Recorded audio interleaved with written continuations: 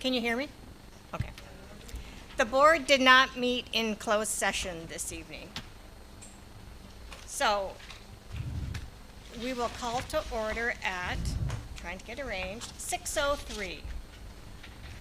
And announcements tonight is Trustee Lee is joining us remotely this evening, utilizing the option AB 2449, just cause relating to child care or caregiving need of a child parent, grandparent, grandchild, sibling, spouse, or domestic partner. Hi, Trustee Lee. Under the requirements of She freeze? Under the requirements. Oh, no, I just said hi. Someone said hi and I said hi. There's no individuals 18 years of age or older present in the room at this remote location with me. And it is my intention to participate in today's meeting through both audio and visual technology. Thank you, Dr. Lee. Flag salute. In recognition of free speech, we welcome all and would like to note that saying the Pledge of Allegiance is not a requirement to participate in the business of this board.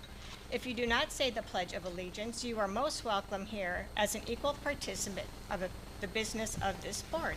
So please now stand for the pledge. Would you like to lead us tonight? Mr. Ballin will lead us in the pledge. I pledge allegiance To the flag of the United States of America and to the republic for which it stands, one nation, under God, indivisible, with liberty and justice for all. Adoption of the agenda. Do I have a motion to bring the agenda to the floor for discussion? So move. Thank you, Mr. Ballin. Do I have a second? I'll second. Thank you, Mr. Bruno, Trustee Bruno. In regards to the consent agenda, I would like to remove for separate consideration items 1 and items 2.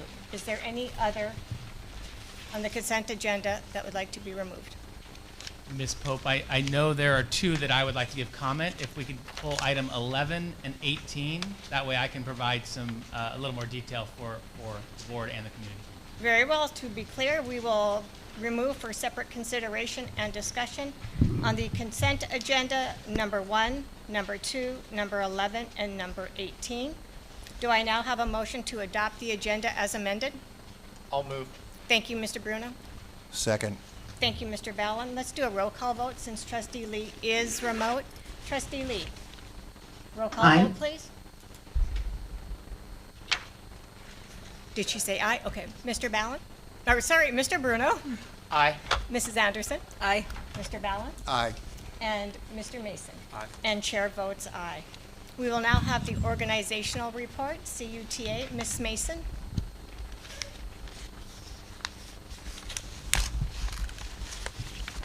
You're going to have to do some maneuvering, ma'am.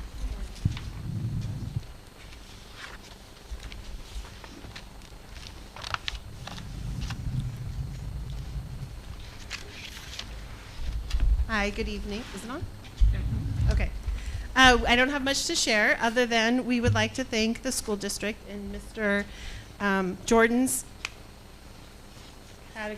special ed department specifically for funding 5 teachers to attend the CARS conference. That's being paid by Center, so we have 5 special ed teachers who will be attending the special ed conference paid by Center Unified, so that's amazing. And door murals were delivered to Spinelli, and they're really excited to see the great work that has been added to their doors. And one of our classes from Oak Hill attended the Roseville Theater, so it was the first time the 2nd grade class had ever gone on a field trip, so I thought that was worth mentioning, that they were able to go see a play. And then we look forward to continuing our contract negotiations. Our 3-year contract is open, the whole entire contract is open for negotiations this year. And so we've been slowly but steadily working through all of the updates and some language and grammar. Mr. Jordan constantly is running his Grammarly and approving each page. And hopefully by the next meeting, I'm crossing my fingers, we can get through it so that it can be presented to the board for approval. Any questions? No. Thank you, Mrs. Thank you. Mason. Right now, we will have Naisha Harris, CSEA President. Hi, this is Amy Runsby. I am CSCA Vice President. Can you all hear me? Yes, thank you. Thank you. My camera is not working tonight. My apologies. So I am speaking tonight for Naisha, and she wrote a statement that she would like me to share with the board. She said, "Good evening. We will be celebrating our CSCA classified members on February 14th. The planning committee will be distributing goodie bags this year to members at every school site. We have 2 new negotiation team members, 1 vice president, and 1 treasurer, both residing, who were elected by our members for 2-year terms. Also, CSCA classified staff has been continuing to step up through staff shortages this school year. Thank you, and that's all we have for tonight." Well, thank you very much. Is there any questions? Thank you. Thank you. We will jump to reports and presentations. Right now, we will have Twin Rivers Police SRO update. Mr. Lair? Yeah, so a few months back, the board had talked about having our Twin Rivers Police Department is who we contracted with for law enforcement services. And tonight we are, I would like to introduce Lieutenant Coker and our Officer Ahmed. And they're going to give an overview of the program and the services that they provide for the district. And we welcome them and thank them for being here tonight. Thank you. Board President Pope, Board of Trustees, Superintendent, thank you for having us. You might want to change the microphone off. A lot of times people have a habit of turning them off when they leave. All right, still working? I brought them, but I didn't put them on. Thank you for having us. With me is Officer Ahmed. I'll let him introduce himself in just a few moments, give you a quick overview of what we do. We'll talk a little bit more in detail and then provide you with some additional information. As you know, we provide safety and security to the district, student outreach, mentoring, provide services, public relations services, and security to special events, football, basketball, those types of things that are required to keep students safe and attendees. Mentorship, which we pride ourselves on with the students. So with that, I will turn it over to Officer Ahmed.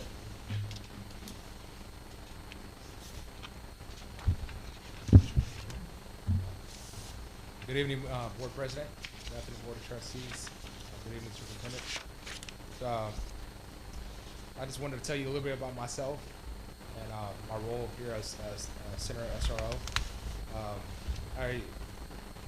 I'm from Pakistan. I'm born in Pakistan. I'm originally from the South Stockton community. I went to Franklin and Cesar Chavez High School, graduated from Stockton Unified School District. I went to University of the Pacific, graduated with a bachelor's in sociology, and I ended up pursuing a career in law enforcement. I've always wanted to come back and work with youth and be a mentor for kids, and which ultimately brought me back to working for a school district as SRO. So I've been having a really good time here at Center Unified.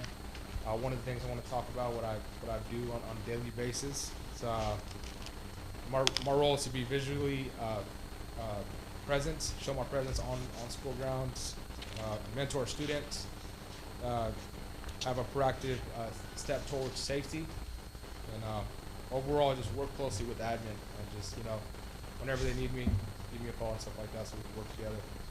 Thank you, Superintendent.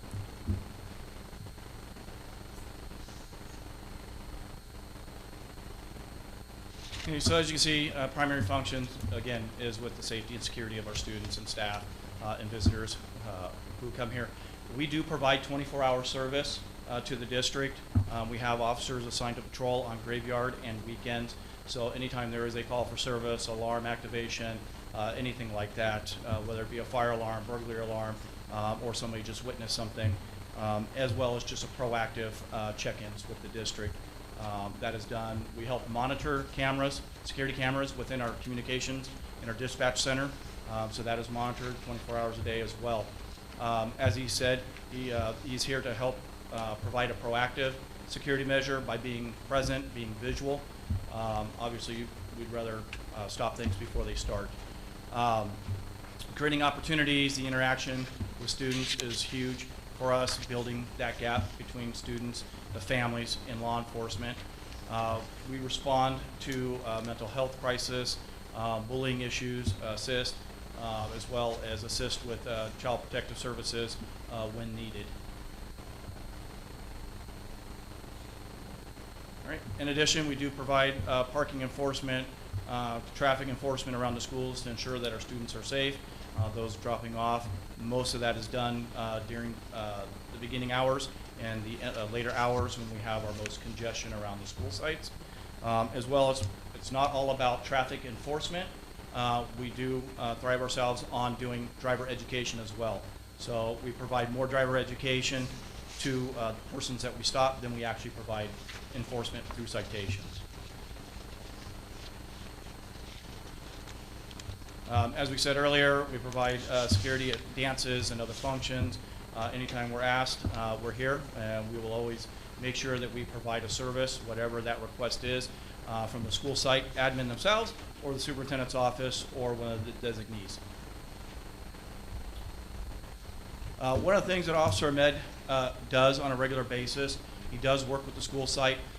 If you've heard the term CPTED, crime prevention through environmental design, he is always aware and paying attention to maybe not some foreseen threats to the school site, safety issues, security issues. He does work with the school site admin in the district and provides that information so that we can, again, take that proactive step towards things. We provide lots of campus safety checks, like I said, through graveyard, day shift, weekends. Whenever there's an incident that requires more than one officer, even though he is your officer, he is your sheriff of your little town, we will bring whatever resources that we need to come here and assist. And so that we always want to make sure that we take care of you. You take care of us, we take care of you. We want to make sure our kids are safe, bottom line. We have a great working relationship with the superintendent's office and Mr. Putnam as well. And I just want to say thank you for the collaboration that we've been able to have throughout the years. That's it. Thank you. Thank you very much. Is there any questions? I have a question. How does our school compare to other schools in our area with problems? That's not an easy question. You'd have to give me a specific school site, and I would have to do some research on that to see what the comparisons are and what type of comparison you're looking for. Just off, the top of your head, I guess. I would say we love you. Gang we love problems, Center. drug problems, fights. Problems are everywhere, right? Every district has them. Every community has them. They vary from district to district and school site to school site. So again, it would just, I couldn't give you it would be a guesstimate at best, and I could be very far off. I would rather provide that. I can do some research, provide that to the superintendent. He could forward that to you if you'd like. I wouldn't get that far into it. Okay. But I was just curious, but our neighboring districts, Real and Antelope, Foothill, Highlands, and what you respond to. I would say we respond to a lot of the same similar calls. It just depends on the call volume. Each school site, like I said, is very different. Comparing McClellan High to Center High, or to Highlands, very different makeups, and so they all have their own calls that require assistance. Okay, thank you. I know I'm putting you on the spot. It's okay. Any other questions? I have a comment and a question. First of all, I'd like to thank you both for your service and for your dedication to our community's youth. I have to say that my experience with your department is limited, although I'm aware of it from my own personal background. And fairly recently, I believe it was last summer, I had the opportunity to meet Officer Ahmed, and I want to say he didn't know who I was, so he was extraordinarily professional and courteous. So hats off to your department for somebody of Officer Ahmed's caliber in meeting the public and greeting the public. It's not really a question I have, more of it's a concern. One of the things that's been brought to my attention is there is a knowledge of your services to this district. And what's brought up to me is we never see them. So presence is perception, as you're well aware in your business. And I've had this opportunity to speak with Superintendent Lair about this. So I myself would like to see, I know Officer Ahmed gets to others' sites. I know where the focus is currently and why, and we won't go into detail here now, but I would like to see some kind of an expansion so that we can have the same kind of services that Officer Ahmed and your other officers that come to our district under your services. If we can kind of have that go throughout our district, not just specific to, I won't say specific, but pointed to the high school, the junior high, and it seems like the elementary schools are the ones that have the least amount of activity by your services. That's my understanding from the community. So I just wanted to make you aware of that, and I do have ongoing conversations with Superintendent Lair about that. So it's something I would like to address in the future. Thank you for bringing that to me. Appreciate it. You're welcome. Any other questions? Thank you again, and thank you for your service. No, We do thank you very appreciate much, it. and we appreciate it. And Yes. I got to say, what a wonderful turnout this is. Yes, thank you. So, excellent. Very impressed. Thank you. Thank you very much. Thank you.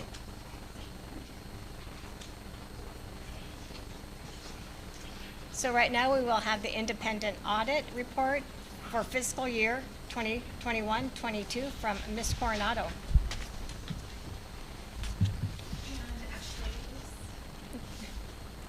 I would like to introduce our representative from Crow, which is the company that performs the audit. We have Ms. Murphy joining via Zoom, I believe. Yes. Okay. Hello. Just want to make sure you guys can hear me. We can hear Yes. you. Okay, great.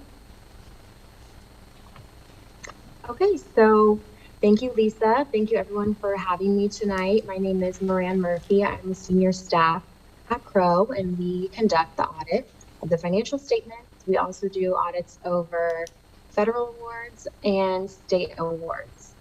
So first one is going to be the financial statement audit. And if you have a physical copy of the report in front of you, it's going to be on page 74, where we talk about the results.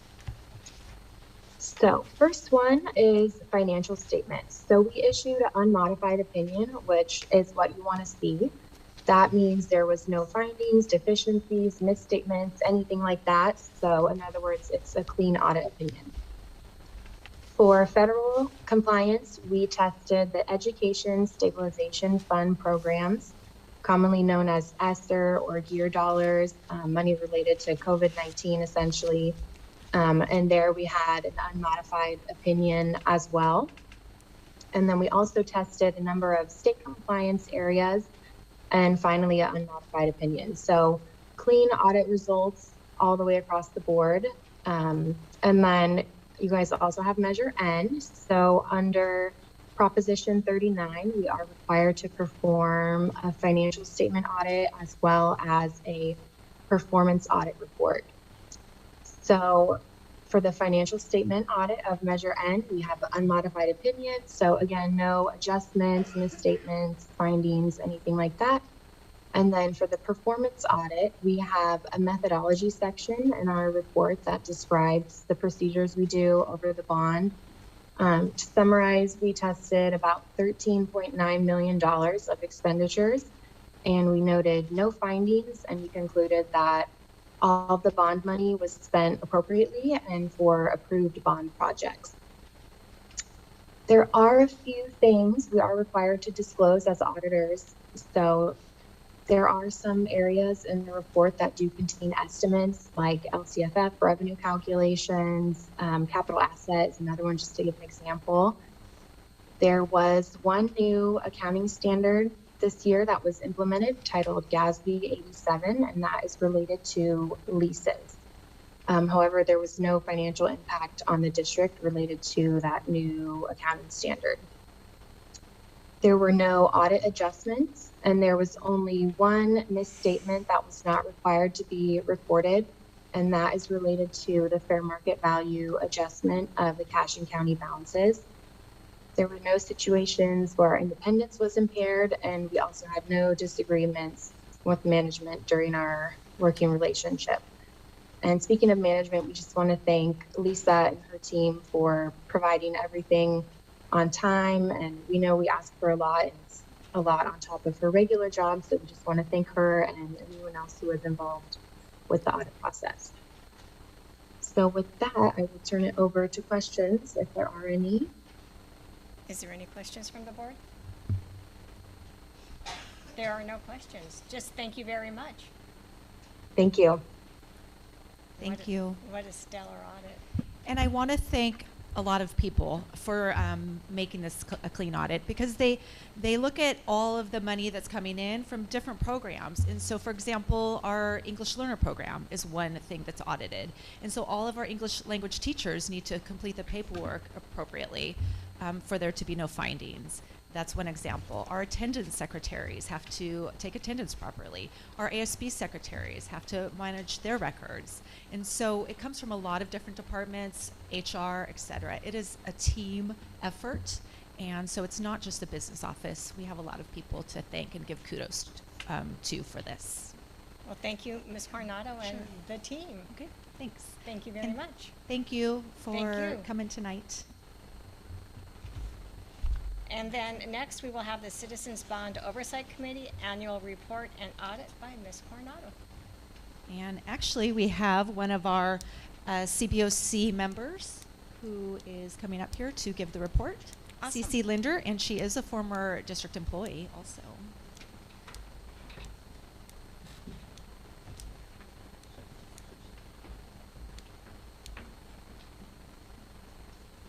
I have to let you know that I'm not a public, I'm kind of nervous, but I will do this. I practice it at home. So the committee members, all former members turned out or were required to resign due to holding their other positions within the district.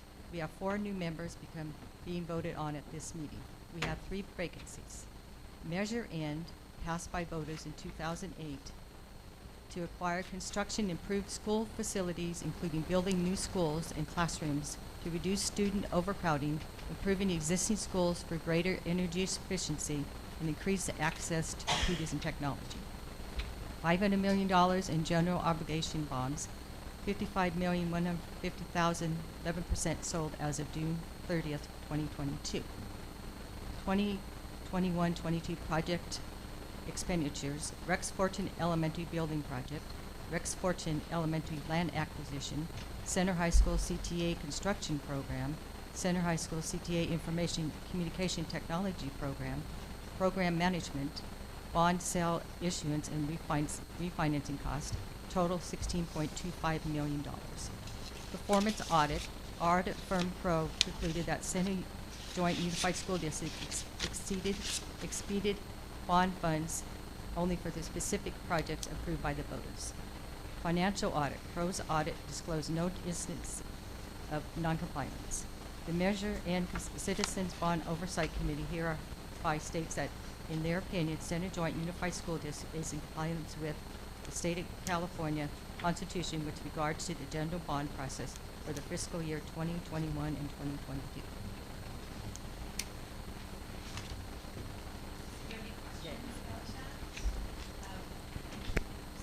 So to summarize, she just stated what was the money and then broke out the everything's CBOC.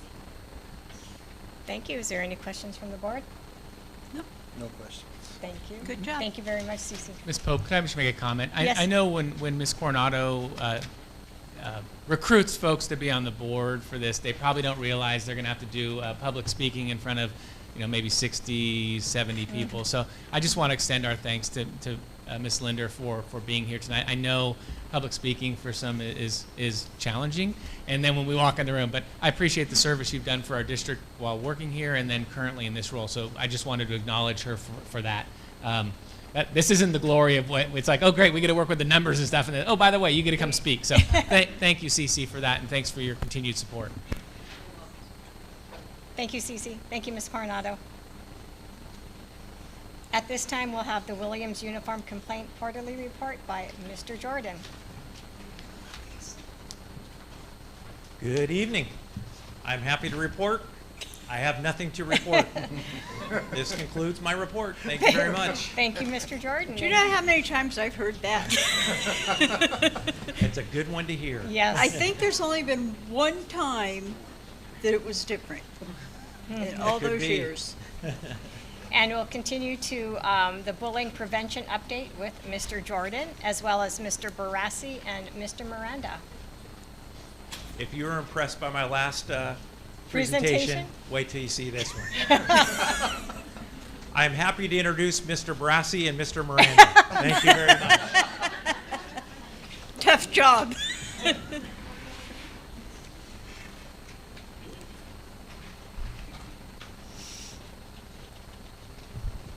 Good evening. Hi, Mr. Miranda. This is wild. I know. Great turnout. It's great to see everyone.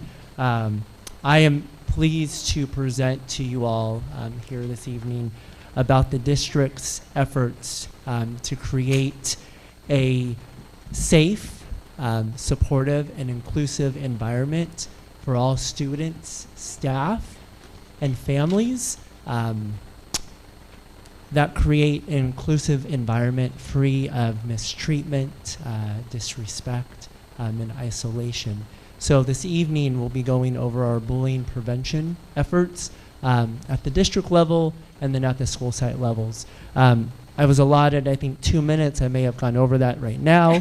But I want to do my best to really paint a picture of what we're doing here, because I think it's really important to speak to all good that we are doing. So, first slide. Oh, sorry, thank you. All right, so really, prevention and early intervention starts from a top down. So when all staff learn how to recognize and respond to bullying effectively, students understand that they can trust staff to deal with bullying incidences appropriately. Through Public School Works, all staff have received training through an online training module on how to prevent, recognize, report, and respond to bullying, harassment, and intimidation. Content Matter also addressed online safety and cyberbullying. And again, that was done this past fall for all staff. And then, as you're well aware, with Mr. Barassi's leadership, PBIS, Positive Behavioral Interventions and Support, that really sets the groundwork for creating clear, consistent routines and expectations that lead to a better functioning classroom and overall school communities. And you also have the opportunity to braid restorative practices into PBIS, and that focus is really on relationship building with the goal of building strong connections that promote positive behavior and a positive classroom climate, again, free of mistreatment. Adding to school-wide improvement and building up students' pro-social skills is the district's adopted second step, social emotional learning curriculum, which through engaging bullying prevention units provides students and staff with tools on how to recognize, report, and refuse bullying. There are various classroom activities, and the cool part is there's take-home activities that encourage family discussions and help students reinforce the skills they've learned in the classroom. And then with funding from Sacramento County Behavioral Health Services and Sacramento County Office of Education, we're one of a few districts to receive this grant funding. Our anti-bullying efforts have allowed us to increase such activities as the student-centered relationship building program, Safe School Ambassadors. It's been in the district for about going on 10 years, I would say. This program educates a diverse social leaders with skills to prevent and reduce bullying on their respective class campuses and in their classroom. Student bystanders see, hear, and know things adults don't. They can intervene in ways adults can't, and are often on the scene of an incident before an adult is. They are a critical and necessary resource for positively impacting the crisis of bullying in our nation. Recruited students participate in a 2-day interactive training along with several adults who serve as program mentors. Again, the idea of relationship building, students and adults. The training gives student ambassadors the skills and tools to resolve conflicts, diffuse incidents, and support isolated and excluded students. So again, relationship building and creating campuses free of social isolation. After the training, small group meetings of ambassadors along with their program advisors are held every few weeks to create a sense of community. And these ambassadors are allowed to work with their program advisors in a safe environment and talk about what their experiences on their campus. And through activities and dialogue, program advisors are allowed to support the students as they go back onto their campus and in their classrooms and deal with mistreatment. Our upcoming kindness challenge, this is my favorite of the school year. This is happening next week. So we want to spread a culture of kindness. Schools across our district can take part in this week-long Great Kindness Challenge. There's action-based and hands-on experiences that focus on caring, respect, gratitude, and inclusiveness. This is just a shout out to North Country. This is their calendar for their Kindness Week. So Monday, they're color the world with kindness. Wear one color from head to toe. This can be any color for your whole outfit. Their activity for that day is to write a kind letter to a staff and deliver it. So that's happening next week. And then finally, a touch of understanding. So building off the social emotional skills students are learning daily, a touch of understanding's workshop builds character, empathy, and encourages students to accept and respect all individuals through this hands-on disability awareness workshop. Students go through activities in which they build life skills that enable them to understand and relate to people with disabilities, so all walks of life. As a result, teachers, staff, and parents and students observe an increase in respectful interactions and friendships, as well as reduction of isolation and bullying in the school and community. Mr. Barassi is going to lead you through our bullying reporting process, the investigation process, and additional support. Mr. Thank you. Miranda, I have one question. The Second Step and Safe School Ambassadors, is that just through the elementary school? Does that go up to middle and high? So Safe School Ambassadors is a elementary through high school program. Second Step is a elementary through middle school program. Thank you. You're welcome. Thank you. When would be a good time to get into what actually takes place with the kids? Mr. Barassi. Okay. Mr. Barassi. Thank you. All right, so I'm just going to hit briefly. Nope.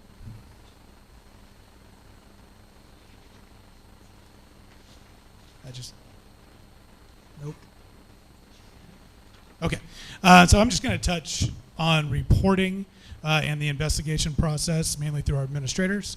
There's your typical channels of reporting incidents of bullying. A student can speak to a teacher, family members can call in. That all gets channeled eventually to administrators. We do have two avenues, one through Catapult, which is our WeTip association on every website. Families can anonymously report bullying. Those reports go directly to site administration. They can communicate, again, anonymously, or they can get involved and get more specific one-on-one communication with admin there. Every report that we get of bullying, there's a suspected bullying report form that is also submitted to admin, and that's going to have a detailed description of the incident that took place. So just to quickly touch on Catapult, it does not only do bullying reporting. There can be concern for self or others. Any threats to school or students, the people report any tips, including things like vandalism. Bullying is just one of the things that you can report through Catapult. Here's our suspected bullying report form. As I mentioned earlier, it provides the definition of bullying, a lot of education around what actually defines bullying sometimes versus conflict is done between administrators and students and families. It includes things like where the incident happened. It does have options for characteristics of the targets, and then it does ask for contact information so that administrators can start their investigations. So that process looks like this. Administrators we have a process that was adopted, I want to say probably 8-9 years ago. I was part of that committee that adopted and trained administrators on this process. We have 30 days to complete our investigations of bullying, and that may include that initial report. We look at any electronic communications that happen, screenshots, witness statements. We have 2 different things that we do with our students who are targets of bullying, usually through a counselor. Sometimes it is an administrator. We go through what's a safety plan. We'll talk a little bit more about those in a second. With the student who has done the act of bullying, we have what's called an action plan that we take them through, involving parents every step along the way. There may be school-wide consequences for those students. Maybe some restorative practices, as Mr. Miranda mentioned earlier, can be suspension, expulsion, and we follow Ed Code to a T when we do that. And then again, we have an investigation summary page that the administrator fills out within 30 days. So just to touch a little more, I don't want to hit this too.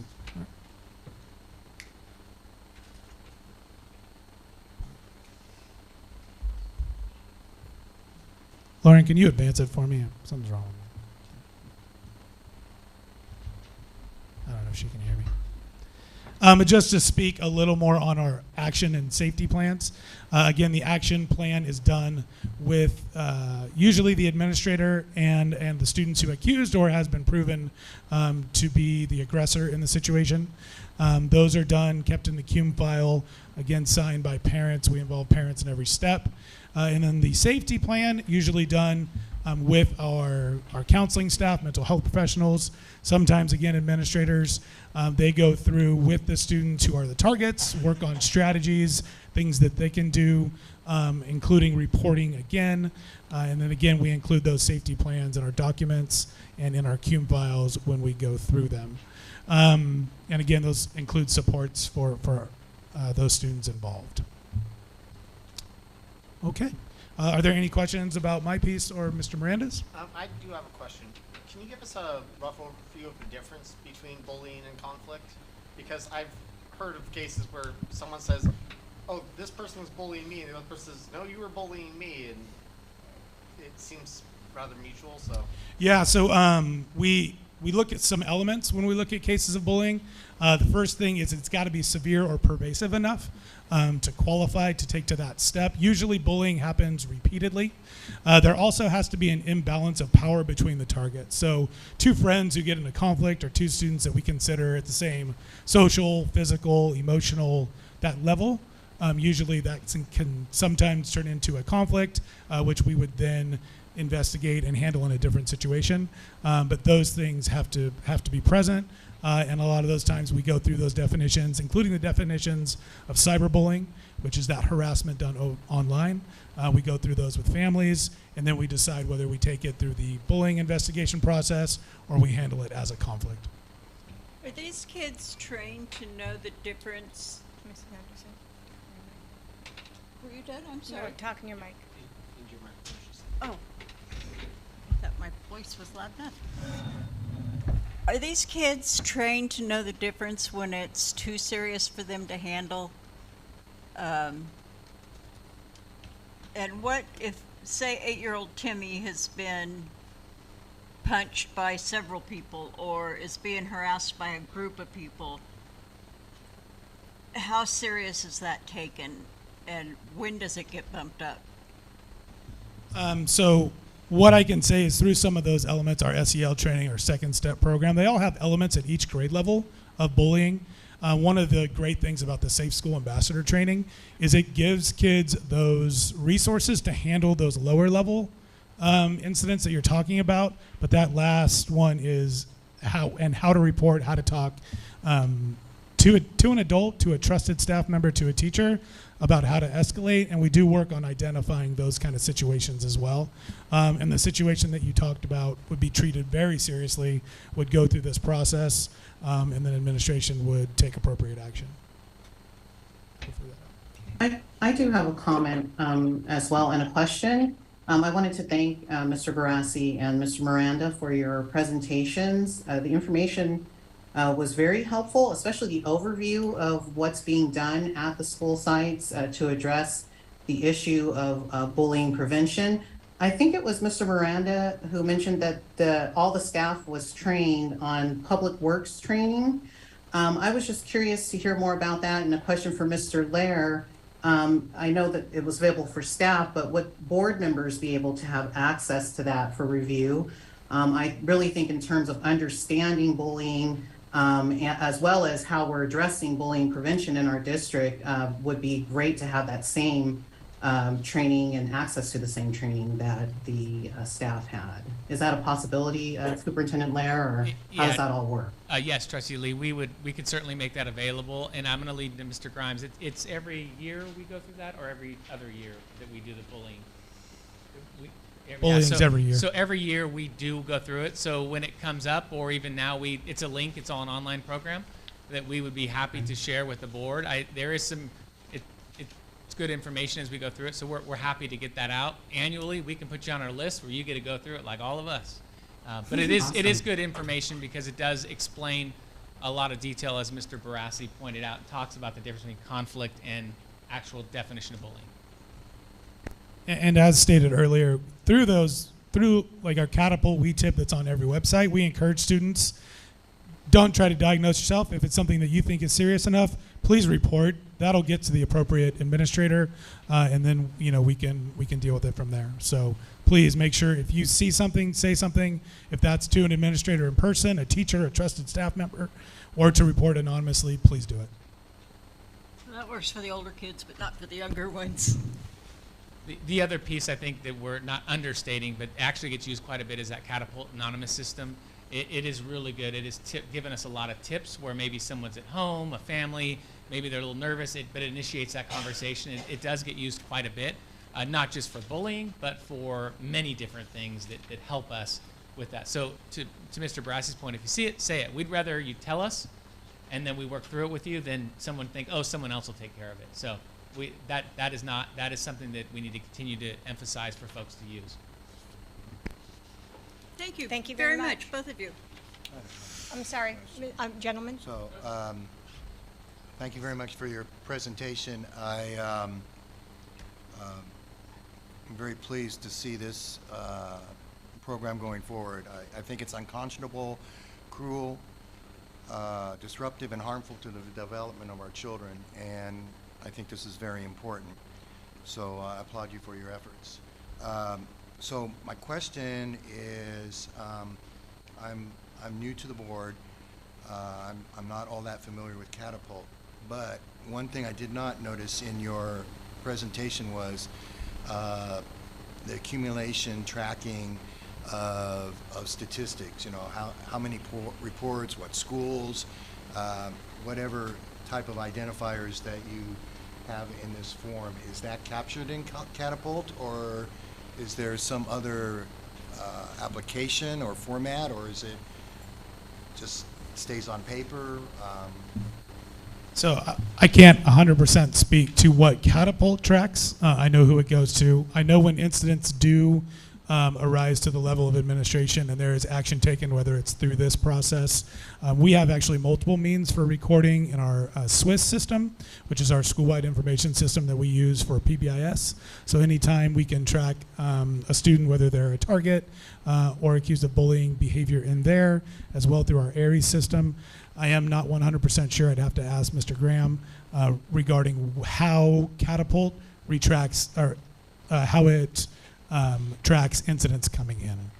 So to your knowledge, there is no statistical tracking or collecting of information of this program as it moves forward?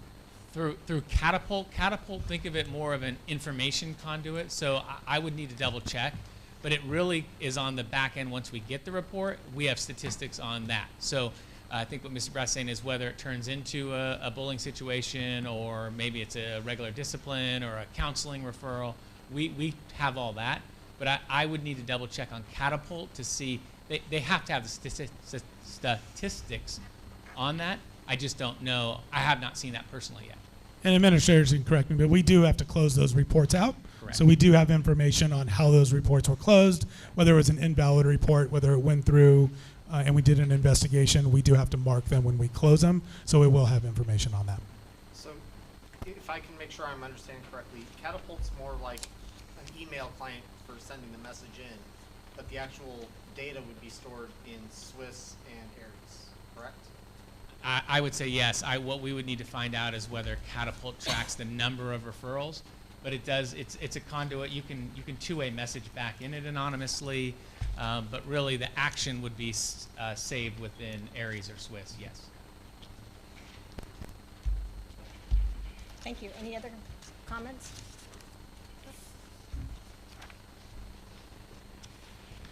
Committee updates. Mr. Jordan, a curriculum, instruction, and special ed update. Busy boy.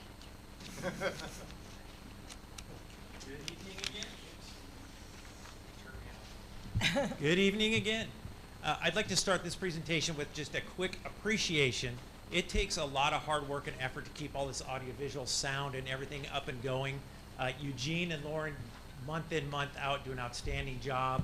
And what we don't see from behind the scenes, the unsung hero, there's 4 screens working back here that she is rocking and keeping everything going. So thank you, Lauren. Thank you, Eugene. You guys do a great job. Next up, we did our second assessment with the iReady program in both math and reading. That was closed.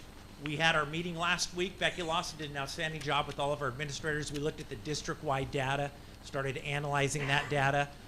Those site principals now and site admin are taking that back to their school sites, and they're coming up with their school action plans based on their particular school data. So that second window has closed, and again, we are working hard on that action plan moving forward. Next up, partnering on what I brought last month was our health, mental health services. I'm proud to announce that we are partnering with a research firm, a national research firm called EAB. We are going to hold here on March 28th a summit, and we invited today all the superintendents from all over Northern California, all the way down to Fresno, all over the place. And the topic is a roadmap for effective and efficient mental health care in schools. So what EAB is doing is bringing all the most current research on what works in schools in terms of mental health with students and staff, and helping us to further develop all of our programs. So that's a fantastic opportunity, not only for the other districts, but for us, and for us to host that. So I'm proud to announce that tonight. And then finally, tomorrow, in the special ed world, we are having a professional development for all of our admin at all of our sites, where one of our program specialists who's in charge of accountability, Tracy Ramirez, who does a fantastic job, we're going to sit down and we're going to go through with the administrators a review of all of the tasks and all of the duties and responsibilities of the administrative team in an IEP. We're also going to be looking at what are best practices for classrooms for students with autism. There's a checklist. What should you be looking for? What is going to help students to be successful in those classrooms? So we'll be going through that as well. Again, we're constantly trying to improve our services, improve our delivery, and improve what we're doing in all realms, regular and special ed. That's wonderful. Thank you very much. Any questions for Mr. Jordan? Great job. Yeah. Thank you. Good. Thank you. Yes, thank you. Facilities update, Mr. Putnam.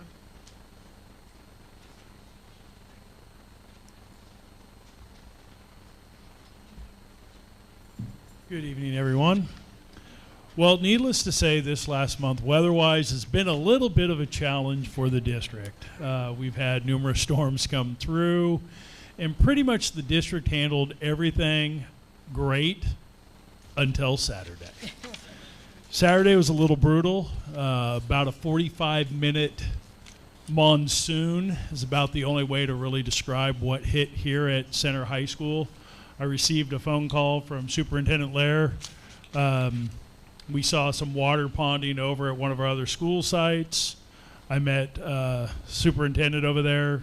He, myself, my daughter mucked water out of 4 classrooms. Thank goodness it was minimal amount. And we thought everything was all fine and dandy. And then come yesterday and we find out that the theater flooded from the mass volumes of water that came down, rushed off the baseball and softball fields, overloaded the storm drains. So we are in the process of starting remediation in the theater, and I am hoping that we'll be able to get that back up and running maybe by McClellan's graduation is what I'm shooting for. But worst case, I'm looking for into the fall to get that, because that will be a long process. The football stadium also took quite a battering. The infill for our artificial turf field is done with cork floats. So all that rain brought all the cork up. And so we have, for better description, snowdrifts of cork all around. So the football stadium is completely shut down right now for student safety purposes. And as soon as we can have the company out there, we will get that addressed.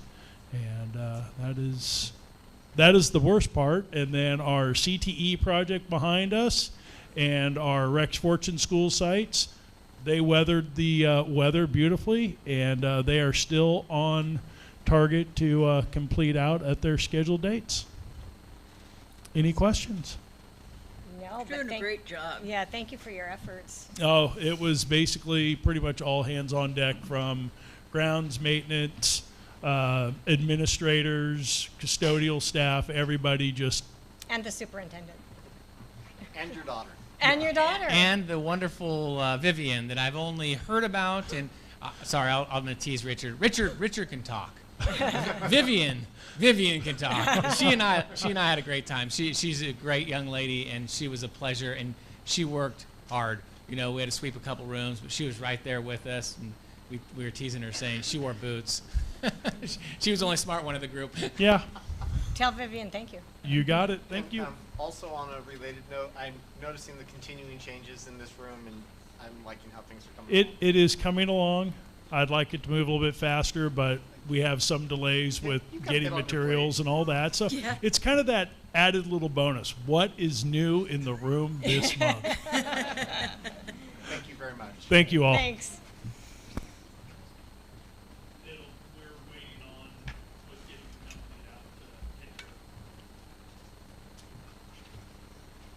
Right now, we'll go to comments from the audience regarding items not on the agenda. And I do have a public card from Mrs. Hughes. Mrs. Hughes?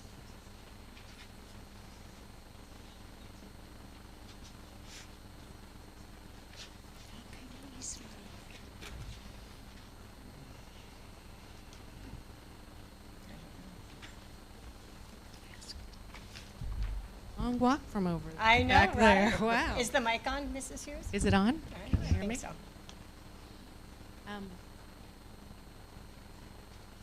I just want to say good evening. Mrs. Anderson comes back. And Happy New Year. Oh, Happy yeah, New Year. Happy New yeah. Year. So good evening, and thank you for the opportunity to speak.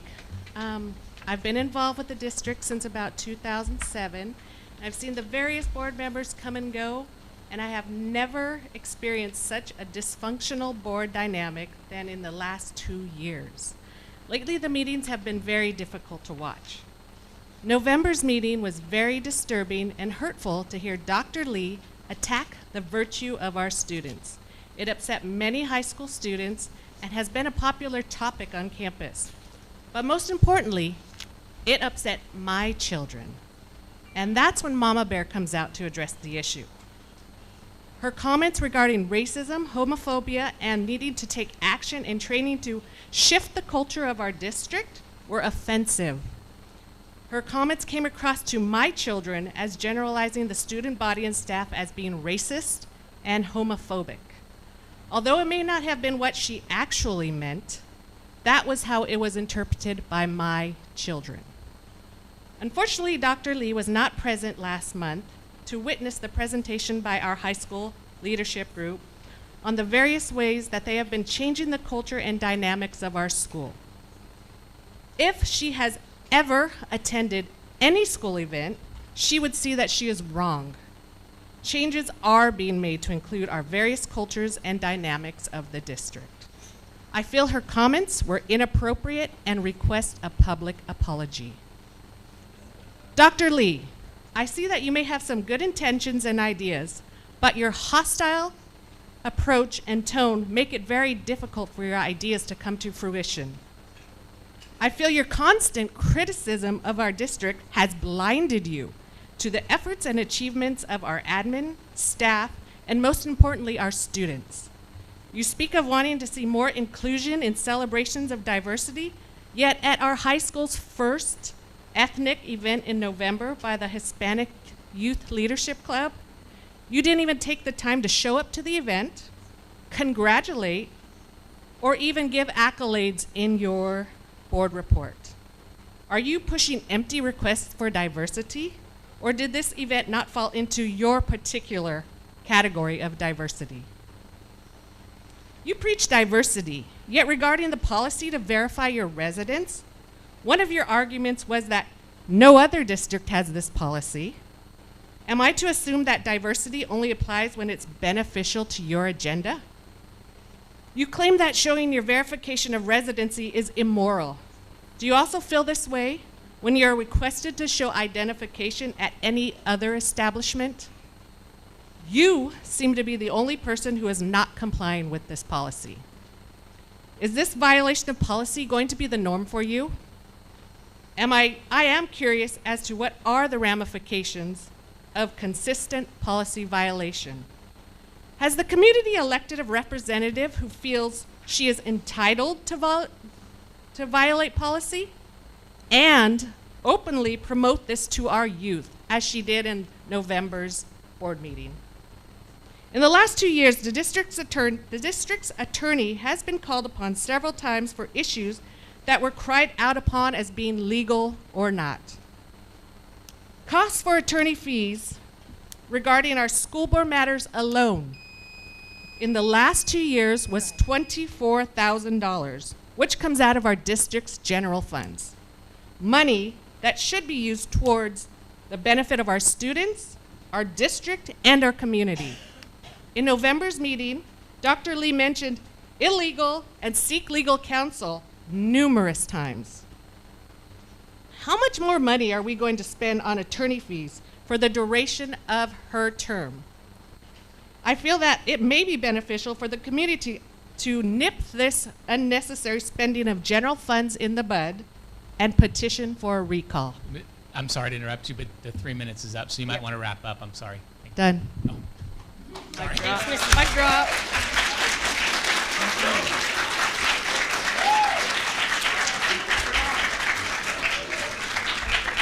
Any comments? Thank you. Thank you. Is there any other public comments from the audience present? Is there any online comments, Ms. Hunt? Okay.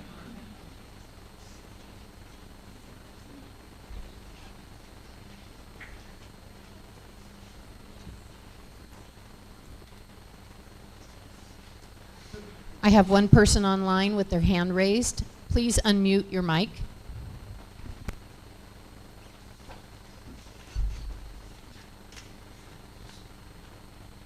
Hello?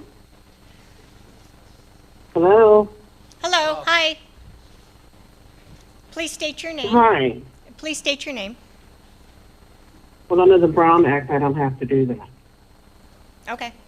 But I'm calling in because I have some concern some very serious concerns about my child in your school district.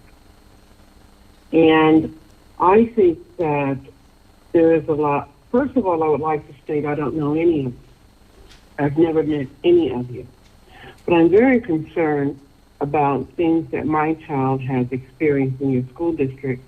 And I really do think that there is an issue of prejudice. And if prejudice is found to be true, then you would have issues of racism.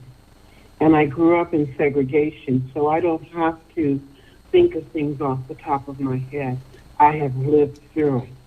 And in my experience, and certainly given the history of African Americans in Los Angeles, the various riots, you can see there were issues and still remain issues of racism. But I wanted to talk about the letter that I sent to all of you about the caustic attitude at Dudley. At Dudley, it is just unbelievable how surly the staff is when I try to interact with them. I don't know if they're surly or caustic because I'm a person of color, or if that is just their normal personality. But I think it's unbecoming of them when they are working with students. I have had issues with teachers with my little one in your district. I'm not going to go into it right now, but as I have attended some of your meetings via Zoom and the reports that I have been gathering, because I'm gathering my experiences and writing reports on what my child has experienced, because it has been very traumatic. Also, I would like, you've left the topic, so I'm going to respect your agenda in bullying, but I will say bullying doesn't just have to be from student to student. It can be teachers and administrators who are bullies as well. And another thing I would like to know, why there is no posting of PTO meetings at Dudley Elementary School. I mean, whenever there are committees that involve funding from the school or the district or the state, this information should be disseminated to all of the people in the community and the parents as well. As I said previously, I sent you all a letter. I heard back from most of you, but not all of you, in regards to information being in violation of the Brown Act. And if that is the case, that is a very serious legal issue that I would hope you would address immediately. Ms. Pope, Furthermore, as I 3 minutes said, is up. We might I want do think there are some issues, and thank you all. Happy New Year. Thank you. I would just like to say something really quick. During the bullying prevention presentation, it mentioned that Catapult can be used to report, even anonymously if you choose, prejudice, harassment, that type of thing. So for your concerns regarding your student, please do report it so that it can be properly investigated. Thank you, Mr. Bruno. That's a good comment. Thank you. I appreciate that. Is there any comments? Other comments, Ms. Carroll? Okay, thank you. We will continue with the consent agenda. Do I have a motion to bring the consent agenda to the floor for discussion? Quick point of order, Yes, sir. if you don't mind. When doing the roll call vote, could we please start with Mr. Mason, because his vote's supposed to be advisory? So No, Mr. Mason's going to go last this time. just that way we could keep in mind his perspective when we're casting our votes. So, just a request. Yeah. So I'm going to have to deny that right now. Okay. And Can I, explain sorry, make an amendment to that request? If we're not going to say that at the beginning, then if we could just say that that's calling for an advisory vote so that it's clear to our constituents and all of us the capacity of the vote. Thank you. Thank you for pointing that out. I did not do that before. I appreciate that, Dr. Lee. Okay, so consent agenda. Okay. Is that okay? I will move to bring it Bring to to the the floor. for vote. Thank I'll you. second. Thank you very much. As discussed, we will remove item 1, 2, 11, and 18 from the consent agenda. Do I have a motion to approve the consent agenda as amended? So moved. Oh, go ahead. Thank you, Mrs. Anderson. Do I have a second? I'll second. Second. I'll second. Okay, thank you, Mr. Ballin. Do I have a motion to approve the consent agenda as amended? I'll motion. Thank you. Second. I'll second again, if I'm not too late again. Thank you. In roll call vote, Dr. Lee? Aye. Mr. Bruno? Aye. Trustee Anderson? Aye. Trustee Ballin?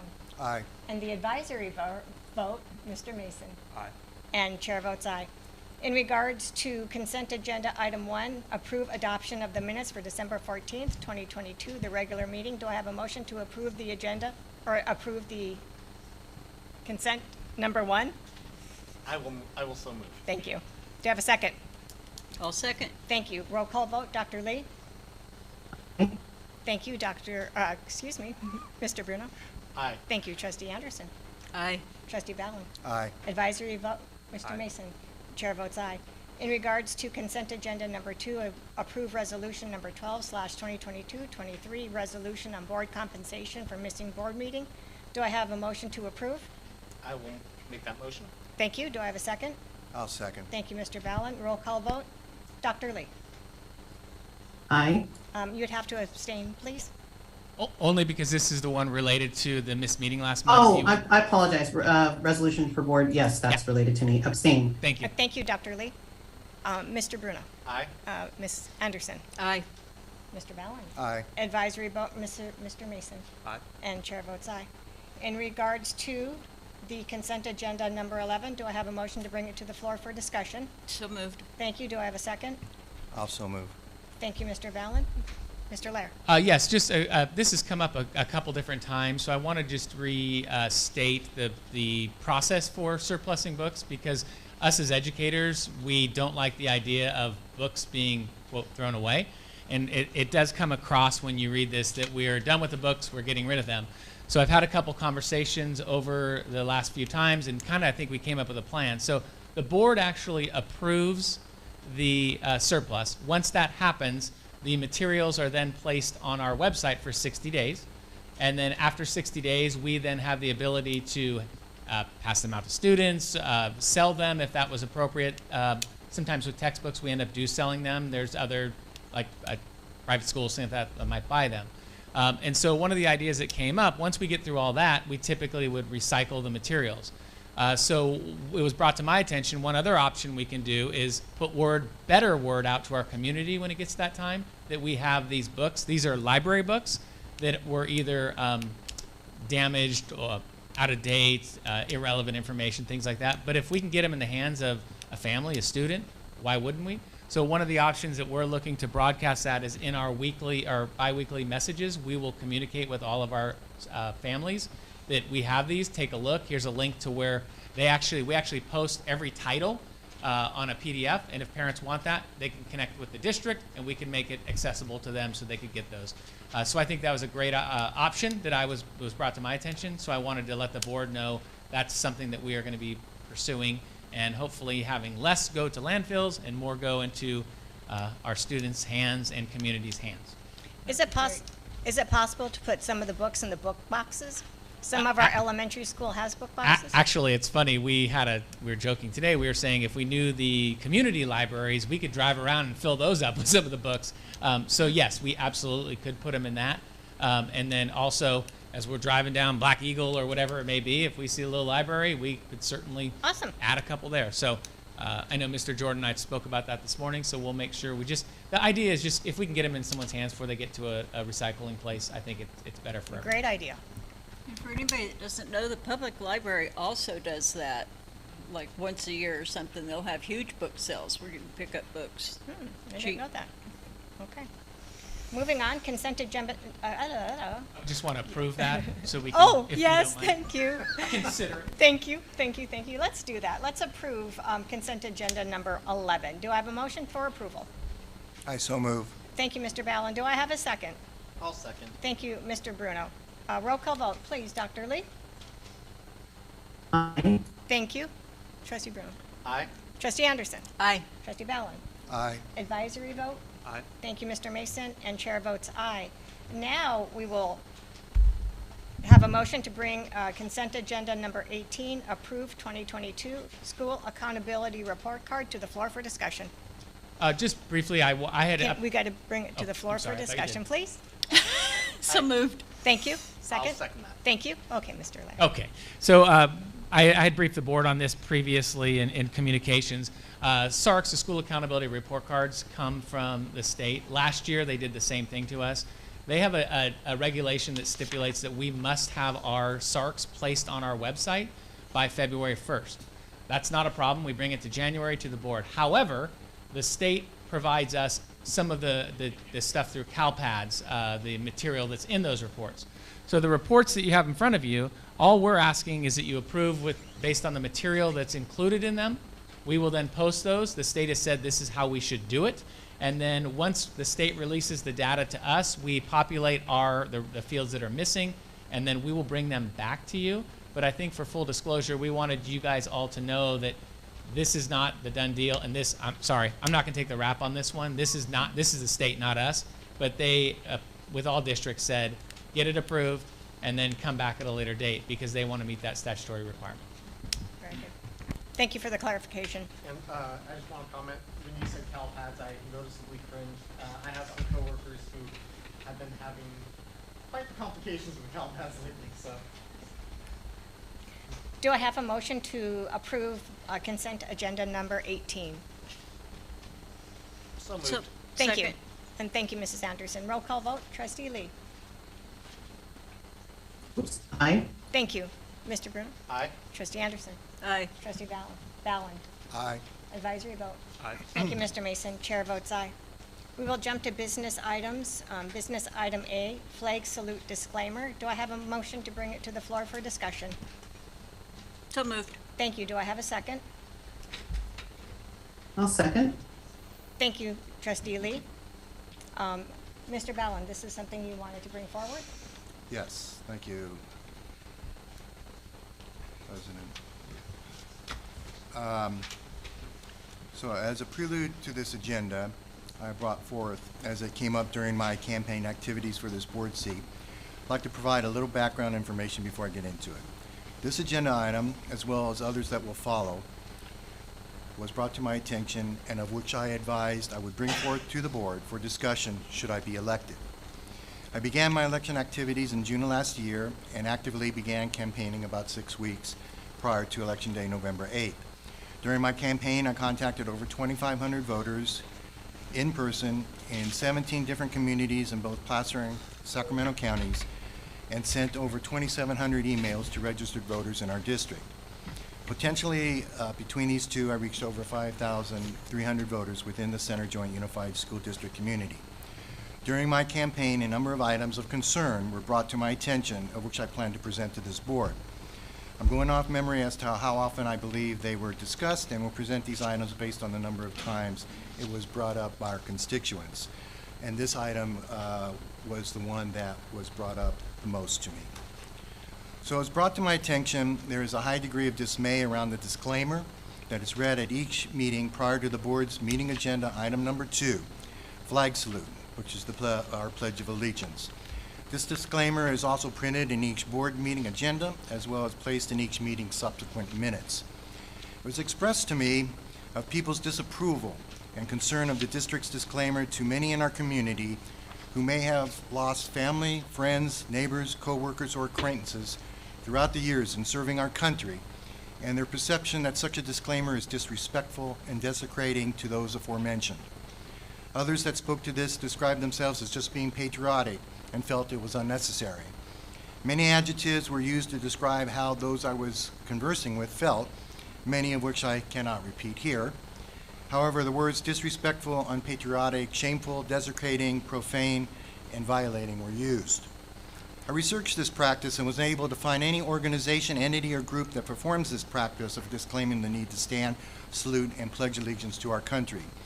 There are and have been some for over 100 years, laws, legislation, policies, and regulations written over Americans' right to free speech as described in our Constitution's First Amendment that has addressed this issue, and to my knowledge, almost everyone knows of this fact. The pledge, original pledge, was written in 1892 and has been changed numerous times up through 1954. Many challenges to the pledge have been made on both national and state levels. Throughout this time, the pledge has never been a legal requirement. One has never had to recite it by law. However, the practice of not having to recite was codified in a U.S. Supreme Court in 1943, in which the court ruled school students could not be required to recite the Pledge of Allegiance. This led to the generality that all people are not required to participate, which is known by most everybody. While I could not find any reference of a pledge disclaimer made in a public forum, I did find a number of writings relating to policies and resolutions, including school districts, where the policy is to provide for a recitation or recitation of the Pledge of Allegiance and instruction, with an exception clause describing the ability of those that wish to decline to participate in reciting the Pledge of Allegiance. The Pledge of Allegiance is the strongest and most unifying statements that we have as Americans. Members of the United States Congress, both the House of Representatives and the Senate, begin their daily business with the Pledge of Allegiance to swear and affirm their support and defense of the Constitution of the United States. Schools and government meetings throughout the country recite the Pledge of Allegiance with no disclaimer prior to saluting the flag. So when we pledge allegiance, what are we doing? The allegiance is an obligation of fidelity and obedience to the government in consideration for the protections and freedoms that our government provides. The flag represents the embodiment of our national conscience and is easily the most recognized symbol of our nation. The pledge is our chance to affirm one's loyalty to America and to show respect of our nation and recognize those that died defending our country has given us the freedoms America grants its citizens. Respect and loyalty to our country is the least we can do to show our appreciation, gratitude, and respect for those that before us have fallen and those who have stood up to protect our rights. So what is the importance of the pledge? What is accomplished by reciting words that we may or may not agree with? The importance of saying the pledge is declaring what we are and what we hope to be now and in the future.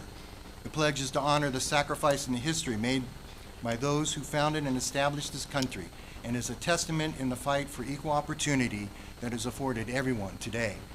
It has provided a sense of nationalism and pride in its citizens, and is a sign of American unity.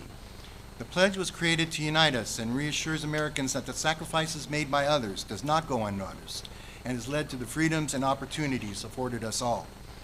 In closing, I noted many feel that a pledge disclaimer is only not disrespectful and unpatriotic, but a waste of time as well. Advising one of their constitutional rights at the beginning of each meeting to say the pledge is like telling someone they are constitutionally protected each time they use their phone, and that their communications are private and privileged, or receiving a notice prior to each time you send an email advising that your communications are constitutionally protected. These protections are well known.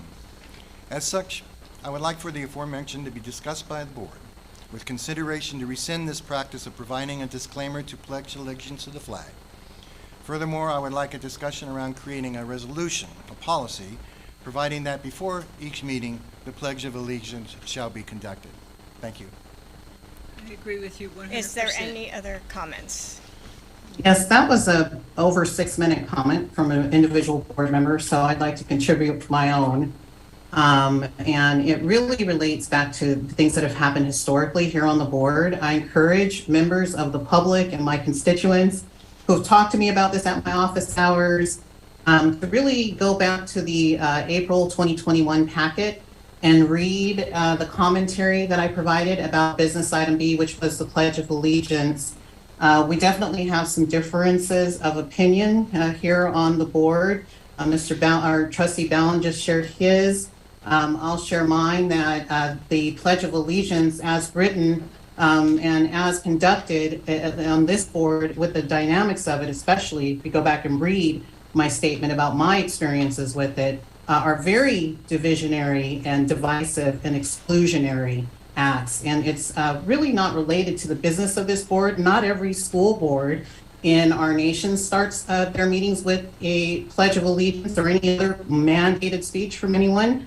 You know, just out of respect for the folks who have died and have sacrificed and have served, so that we do have the right to, in this country, not participate in acts that we may find morally objectionable, religiously, socially, or politically objectionable.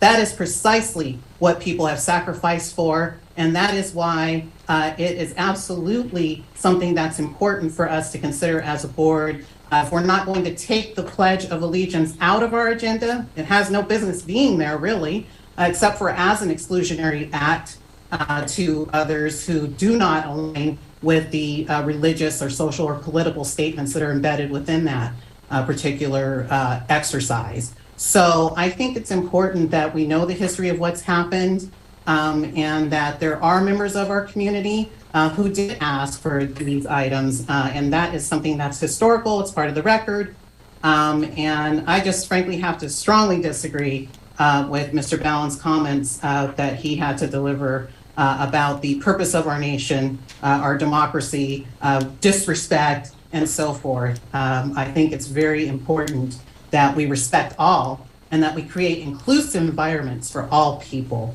And that's why I agree with having the disclaimer if we're not going to completely remove the Pledge of Allegiance from our agendas, as many school districts have. Thank you, Trustee Lee. Is there any other comments? Yes, Mr. Ballin, or Bruno. Sorry. That's BBs. quite all right. First, I want to make clear that what's being discussed here is the possibility, and this is not even an action item, this is only discussion at this stage, the possibility of removing the disclaimer, not making it mandatory to say the pledge. I would be against that if that was what was being proposed, but that's, you know, I just want to make clear that we are not saying that anyone would ever be required to say it. I do see your point. You made some very good points. And I do see the argument that it could be viewed as a waste of time because people already know their rights. I'm not clear on how it's disrespectful or offensive to say that everyone is welcome whether they participate or not. I personally don't see that as disrespectful, and I know that when we crafted it, it was not intended to be disrespectful. But I also know that sometimes the way I communicate is not interpreted the way I intended. So can you further elaborate on how you view that as disrespectful? Well, my personal opinion is I don't think that the disclaimer in and of itself, especially after speaking to numerous people about it, is necessary. And a lot of people, I won't say myself, I deem it to be, the disclaimer to be disrespectful, but let me tell you, there were some people that were extraordinarily passionate about speaking to this matter. They are members of our community, and I can see their point. I did the research. I found no other organization, and I could have looked in the wrong places, but I found no other organization, whether it's governmental or otherwise, that stated a disclaimer that you do not have to say the Pledge of Allegiance, and it's your right not to say so. So I have to side on those that spoke to this. There were, I don't know how many, dozens of people I spoke to that brought this up and felt it was, like I said, inappropriate, disrespectful, and they used all kinds of adjectives and words. And I myself would feel more comfortable that we just say we're having the Pledge of Allegiance or with the flag salute, and people knowing whether, you know, it's their right not to say the Pledge of Allegiance. If they choose to sit, they can sit. If they choose to stand and not recite, if they choose not to put their hand over their heart. Those are their constitutional rights, and that's should be taught in school. I hope it is, because that's where I learned it. So I have to say that I agree with those that brought it forth to me, and you know, to listen to people that have lost somebody in battle, as I was told stories of such, it's pretty heartbreaking, and they see this as like I said, disrespectful, discerning, and inappropriate. So, like I said, my preference would be that it be removed from our staple of monthly board meetings, and that's pretty much. I hope that answers your question. Thank you. Trustee Anderson? I see it as And in your Nancy, face. Mrs. Anderson, talking your mic. I see it as in your face and disrespectful to any family member or service member who has fought for this country, to give you the right to stand up and say what you're going to say. People whose sons and daughters have gone over and died for this country, to say that at the beginning of every meeting and tell people, you don't have to have respect for our flag. You don't have to have respect for our country. It's just in your face. I think sometimes it's better less said or not said. They know they don't have to stand up. I think I'm understanding your point of view a little bit better. Are you thinking that it kind of invites people to not? I do. Okay. And I That's not think how I we've interpret seen it but- here with our students. We never had students not stand up for the flag salute until that started being read before every meeting. Okay, And that's my point. This is exactly about inclusion, and creating an environment where people feel free to express themselves. I think what Trustee Anderson said, it was really captured in my April 2021 statement to the board about this item. The environment that this board has created, the leadership we provided around this item is one of compliance and absolute compliance, and you'll with us or you're against us, and this kind of attitude of disrespect and so forth, things that are not even present in the disclaimer as we're trying to spin it multiple ways. The disclaimer that's there on the flag salute is one that was collaborated on by the board, and that the board adopted. And so now to say that because, you know, we have a new board member who none of those 5,000 constituents that Mr. Ballin spoke about, who shared this with him, have ever come to us at a board meeting so far to date. This has been in use for over a year. No one's written into us. So if they're so passionate and, you know, descriptive about it, it seems like we should have heard something from some one of those 5,000 folks. I think it's ridiculous to conflate patriotism with having a disclaimer about the flag salute, to somehow conflate, you know, people dying as being a disrespect because someone doesn't stand. I think it's absolutely ridiculous and frankly almost fascist to even suggest such. And it goes against what this nation stands for and what people have sacrificed and died for. Inclusion is important. It's important to have an environment where everyone feels welcome and that they have a seat at the table too. Frankly, the flag salute, Pledge of Allegiance, is a a divisive act, and one that excludes people. And when it's used by bullies, it works even more to exclude folks and to make them feel excluded and like they better stand up or else. We have rights in this country. This is America. It's a beautiful country. And this disclaimer is one of inclusion. It is one that welcomes all, and I fully support it. And my constituents have only told me positive things about it. So, you know, we have a difference of what we're being told. Okay, thank you. We will have Mr. Mason have his advisory comment, and then we will switch to public comment because I did forget. And if any other board member has something new to say, we can add at that time. Mr. Mason? I'd like to say in middle school, we said the pledge every morning. And there was this one kid who would not stand, and the teacher would kick him out of the class, make him go to the office. So I think by saying that they're welcome here and saying you don't have to stand, accepts everyone here, I'll continue to salute the flag, and I know most people here will too, but saying that you're welcome no matter your view, I think that we should keep it, that it's better to keep it than to get rid of it. The disclaimer? Yes. Okay.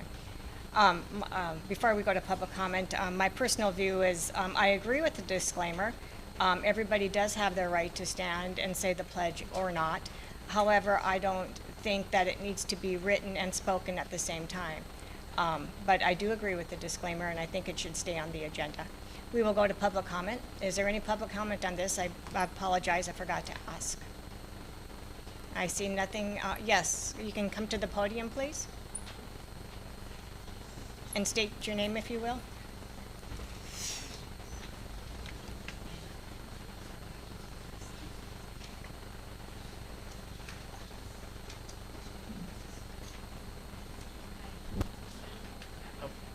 It's not on. One. Oh, there we go. Just to answer Dr. Lee's statement that nobody has ever come forward and talked about the flag salute, I myself wrote in when this was first discussed 2 years ago.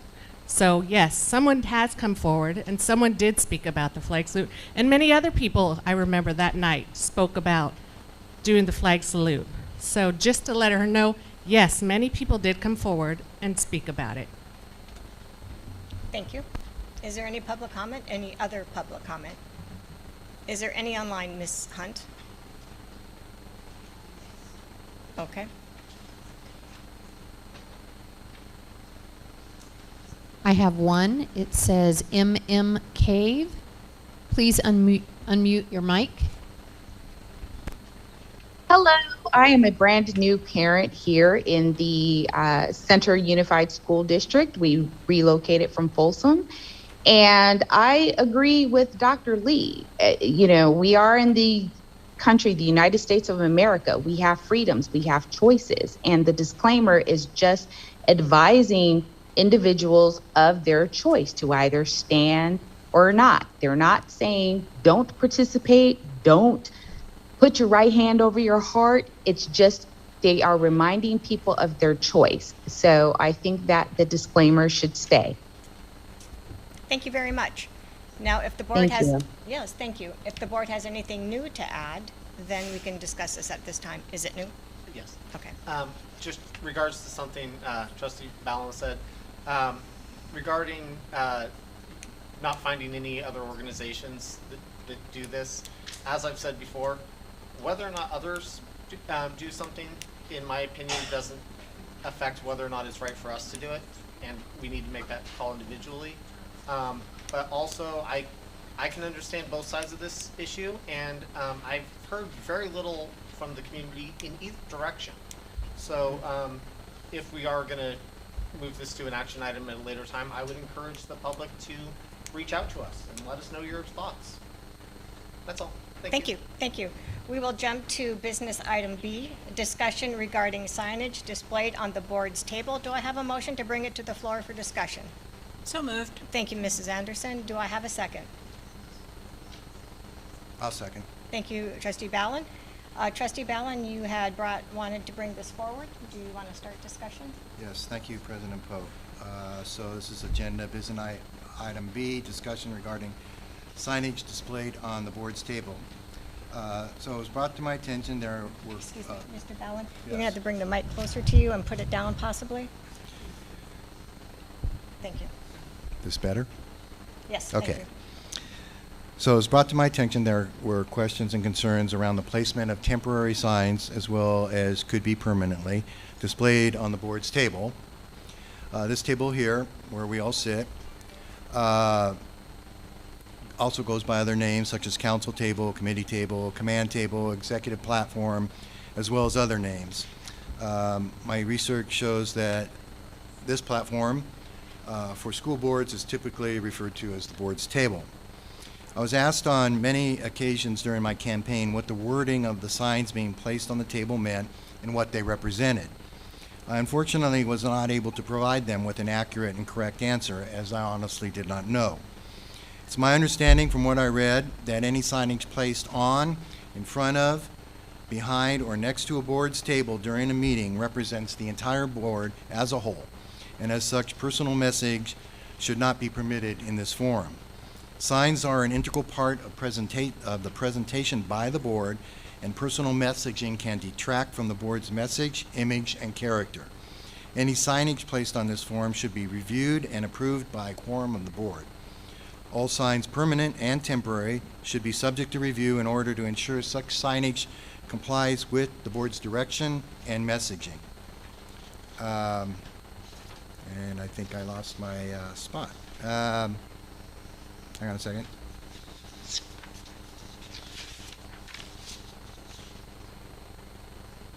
Oh, okay. As such, I would like the aforementioned to be discussed by the board with consideration to rescind this practice. Well, my mistake. Where did it go? Did I not print it?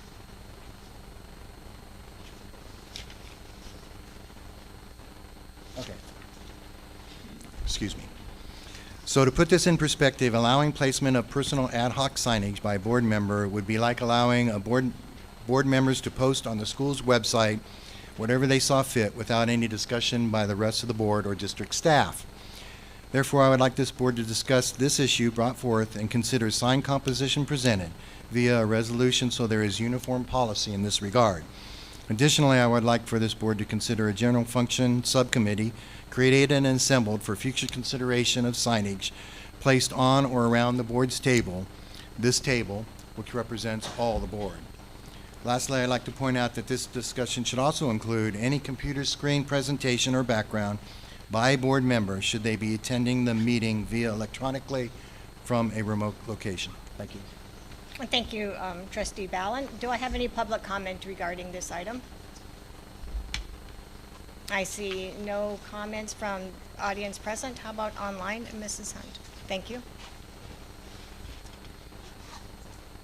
I have have a one question. from MM Cave. Yes. Please unmute your mic. Hi there. I'd like to know from the gentleman, and I apologize, I missed your name, but I'd like to know if this proposal is geared directly towards Dr. Lee because of the sign that she had at the beginning of the meeting where it said sitting in solidarity. Is that directed directly towards Dr. Lee? Well, to my knowledge, Trustee Lee is the only person that has placed signage out in front of the board's table, and I believe that is what people were referencing to when it was inquired of me. So we're circling back to the beginning where we have the disclaimer about the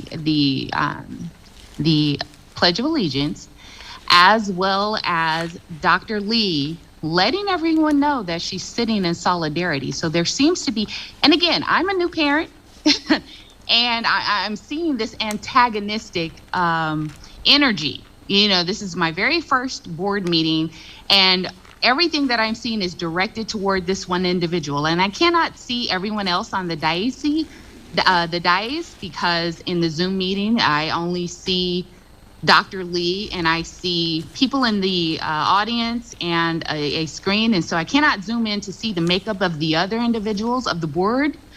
But it seems that there's some sort of, I don't know, it seems very antagonistic that it's all directed towards Dr. Lee. So is there an agenda? Basically, my question is there an agenda with the board towards Dr. Lee?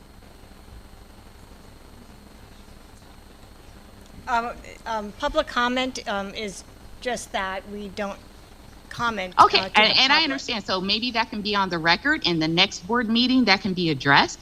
But as a new parent, I'm trying to understand the school district that my child is currently in, because we came from a private school, and I put my child into a public school, and now I'm looking at this. This is my first board meeting, and I'm thinking, okay, what the heck is going on here? I'm sorry, I missed your name, so I apologize for that. MMK. Yes, it's on there. Yes. Thank you. If you wish, all our email addresses are on our website. If you feel free to email all of us or whomever you want in regards to your concerns, and we would be happy to address them. And Okay, wonderful. Superintendent Lairs as well. Okay. Thank you. Thank you very much, ma'am. I appreciate your comments. Is there any board comment? Is there? Yes. Trustee, I do you have a comment? And I just want to say that I'm also noticing a trend in the business items for tonight. All three of them are focused on me. And really, it's making clear the bullying pattern that has existed on this board and the board majority since my tenure started in 2020. And I won by an upset election, defeating incumbent Nancy Anderson, then proceeded to call out some of the racist and homophobic things that she said in open session that my constituents wrote about and that I also complained about, that we never censured Trustee Anderson over. And then, the Pledge of Allegiance issue happened, and, other issues have happened, like the Heritage Month celebration issue, where I really tried to advance cultural inclusion and celebration and recognition of heritage months in our district, which takes a very monocultural approach to these topics. And instead, at that time, then President Bruno, stated that we should have German History Month and Polish History Month, just willfully ignoring and misunderstanding and refusing to take a look at the purpose of heritage months and what they are intended for, to uplift marginalized communities. They're federally established for that purpose. But I don't want to revisit everything. I just want to simply note that I welcome you, Trustee Bowen, to the board. You're falling in quite well with the board majority dynamic. Two of your business items that you've advanced today are direct attacks on me. I really wish that these attacks on me could end and that we could focus on student achievement in this district. That is the mission of this board. That is why I ran. All of these distractions about everything else are purely distractions. It's embarrassing as a former civics educator and current civics educator and diversity, equity, and inclusion specialist to have what happens at every meeting happen again. The dysfunctionality needs to end. The bullying needs to stop. Thank you. Thank you. Is there any more business? Yes.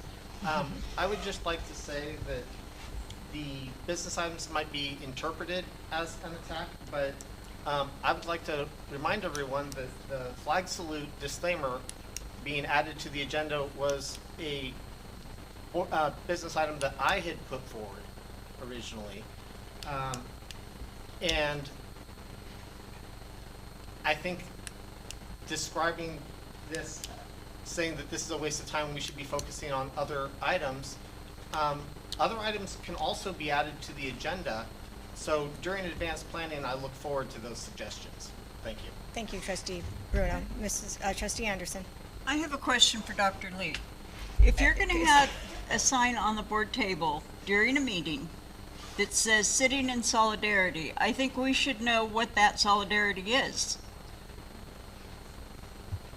Thank you, Do you want to address that? Thank you, Trustee Anderson, and Trustee Bruno for your comments too. I'm sorry, I can't hear you. I think it's important that this was, as I mentioned, I point us back to the April 21st, 2021 agenda packet. There's a written statement from me there. It explains exactly what seated in solidarity means and my concerns about having this as an item on our board agenda. So the board declined to remove the Pledge of Allegiance, and we instead came up with this disclaimer to just show welcomingness and inclusion for all. So that's about that part and that aspect of it. The discussion about the signage displayed on the board's table today is quite interesting. I heard Mr. Allen's opinion about it. I happen to disagree with him, and I just again see it as another veiled attack, but actually very direct attack on me And I really wish we could stop it and move ahead with focusing on diversity, equity, and inclusion, and the burgeoning student achievement in our district. To do that, we as a board have to directly confront the racism and homophobia that's present among us so that we can effectively lead efforts towards diversity, equity, and inclusion. And we've been struggling for a couple of years now to do that. And I hope we'll continue to struggle because it's a worthwhile struggle. And that's what we should be doing as public school servants and trustees on this board. Thank you, Trustee Anderson. We're going to close discussion right now, and we're going to move forward to business item C. Business item C, resolution number 11/2022-23, resolution of censure of Trustee Tabia Lee. Do I have a motion to bring it on the floor for discussion? Let's have it quiet, please. So moved. Thank you. Do I have a second? I'll second. Okay, at this time, I'm going to read the resolution. Center Joint Unified School District Resolution Number 11/2022-23, resolution of censure for Trustee Tabia Lee. Whereas Center Joint Unified School District Board Bylaw 9220 states, recognizing the public's right to know if the board members continue to meet the qualifications to serve on the board, and in effort to provide transparency within 30 days prior to the governing board's annual organizational meeting, each board member must provide verification in the form of at least 2 documents that they continue to reside within the school district boundaries. The annual verification will be made with the superintendent's office, with the superintendent and at least one other staff member witnessing. The board member addresses shall not be made public. Further, the documentation is for verification only, and neither the address or the documentation will be kept on file. And whereas Center Joint Unified School District Board Law 9220 further states, upon verification from all governing board members and no later than the next regular scheduled board meeting after the annual organizational meeting, the superintendent shall report whether or not each board member has provided address verification within the district boundaries and what types of documentation will be provided by each. While the status of the verification and forms of documentation will be discussed, the addresses themselves will not be disclosed.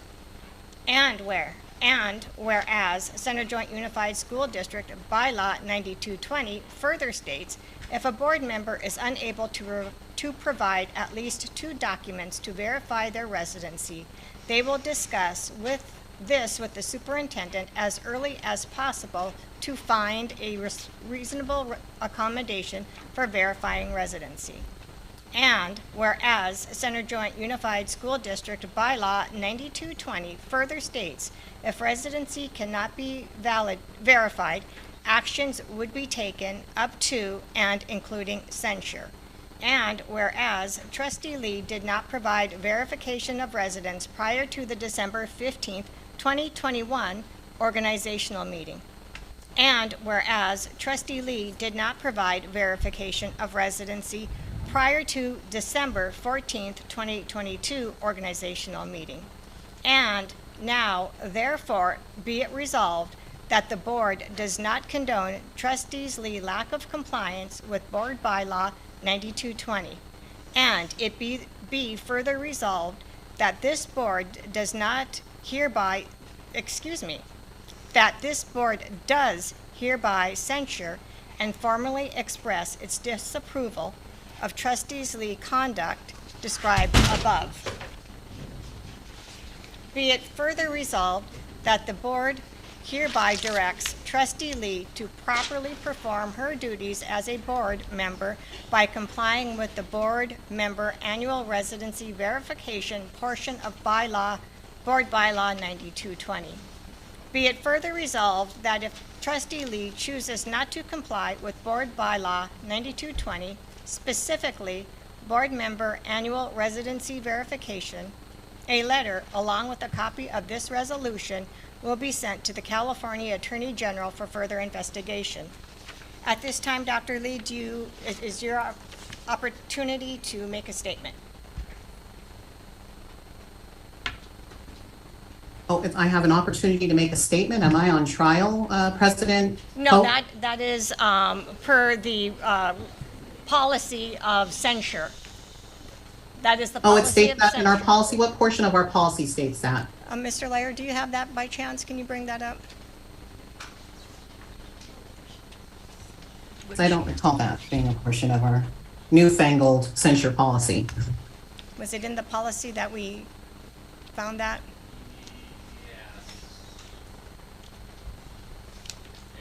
It's under the procedure portion. It's in the backup for the agenda, so it's the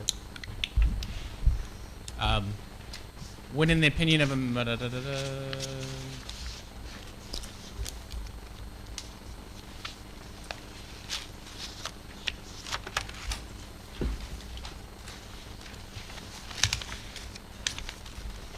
Yeah, so on the second page of it, the board member who is a subject of said censure motion shall be provided the opportunity to explain his or her action. So not a statement necessarily, but just if there's any reason or rationale behind it. Okay, excuse me, Ah. you said the word statement. It's you have an opportunity to speak, if you will.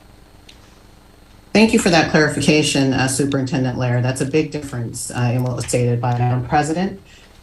So yes, I would like to direct the public to my November 2022 statement. It's in the board packet. It's published on this very topic of the development of a board residency verification policy, which then President Bruno admitted he thought of from his mind.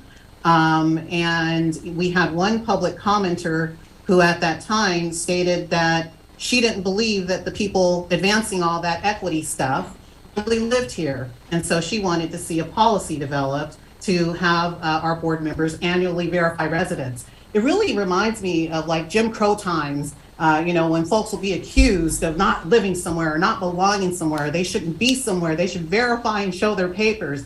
And, really I encapsulated my resistance, my continued resistance to this board policy that only our district, we're the only district in the state of California that I found, and I asked my colleagues to produce state of California examples, and they have not yet. But like they mentioned, we like to be trailblazers, not about student achievement, not about elevating our marginalized students and communities and combating racism and homophobia at every step and every turn. But we're passionate about policing each other and getting Lee to shut up. And unfortunately, Lee was and is a duly elected official. I was elected by my constituents to advance diversity, equity, and inclusion in this district. It's in the monoculturalism that's here. I will continue to speak about that. If that causes people to question if I live here or not, and then to make policies to make sure I comply with them, I'll continue to resist that. I love this resolution. I love that it says that this board will take legal action, which is what I've asked them to do from the beginning, present it to the Attorney General and to the Board of Elections officials. Let's get the ball rolling on that because it's out of line, it's out of order. And as I told the students at the November meeting, when something's out of line and out of order, you have a duty to resist it and to not comply with it. When someone tries to make new rules to subject duly elected officials who already meet eligibility criteria to new local rules, it's ridiculous. Don't comply with it. Always resist when you think that something's immoral or wrong. I continue to say that this is an immoral and wrong act. It's just elevation of the bullying and the harassment that's taken place from day one here. And this is the grand culmination of it. Get that letter out to the Attorney General, get that letter out to whoever needs to get it so that we can move ahead and focus on student achievement. That's all I have to say about this resolution. Thank you for the opportunity. Thank you, Trustee Lee. At this time, we'll have public comment. I do have a commenter, Mrs. Excuse me? I do have a public commenter that wrote out a card. They don't need to write out a card. They can stand up after the person that did write a card. So I will call on Mrs. Hughes, please.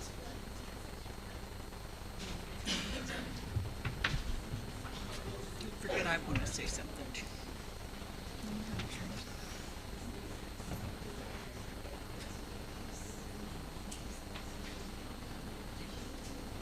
Nope. Yes? No? Okay. Yes. I just want to start off that this is another way that Dr. Lee is wasting the money with the censure thing. She says that it is not a big deal to verify residency. Well, I want her residency. I am one of the people who would like your residency verified. I am a community member and I would like that done. The policy wasn't written for just you. The policy was written for every single board member up here. Every single board member showed verification of residency. What you are doing is holding out. It is not immoral whatsoever. If you think of it as immoral for yourself, then I think you need to reevaluate your morals, really. Again, I addressed you in my letter that, is this something that you protest every time someone asks you to show ID or verification? No. And another thing, you're wasting money again from the general funds. This is a total waste of money that is coming out of every single person's taxes right here, just to get you to show residency. So thank you so much for wasting the money. Are you responding to me? I'm sorry. Are you? Because I cannot hear you.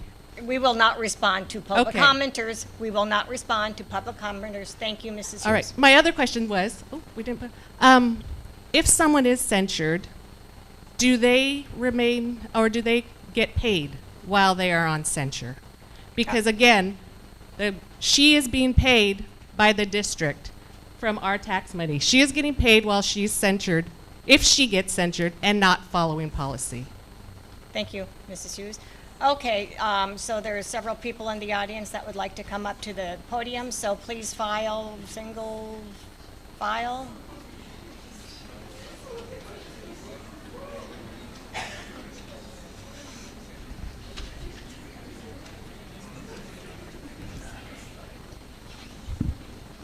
Please state your name, if you will. My name is Jacob Conroy. I'm a student at Center. Hi, Jacob. I'd just like to say that I think it's ridiculous that you're comparing the fact that you won't verify that you live within this district with Jim Crow laws. I think that's utterly and completely irrelevant to what's going on. People want to make sure that someone who is on our board of trustees can actually decide what's best for our district, making sure you live here. And with you deflecting that it's somehow going to become, that it's somehow racist or homophobic, which is an irrelevant point to bring up, and then also saying that it somehow has to do with Jim Crow, that's ridiculous. You're acting like a child trying to deflect all this because you don't want to prove that you live here. You're saying that this is all because of the Board of Trustees agenda and because people don't like you. No, it's because you had a duty to prove on December 15th that you live here, and you've rejected that duty to do so. And instead, you're putting the blame on everyone else instead of just doing it. This wouldn't have been an issue if you just done when you were asked.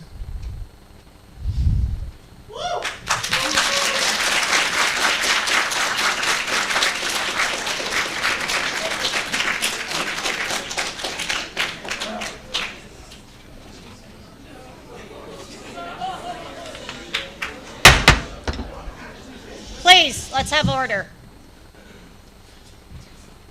Just to add on, my name is CJ and I'm a student here at CHS.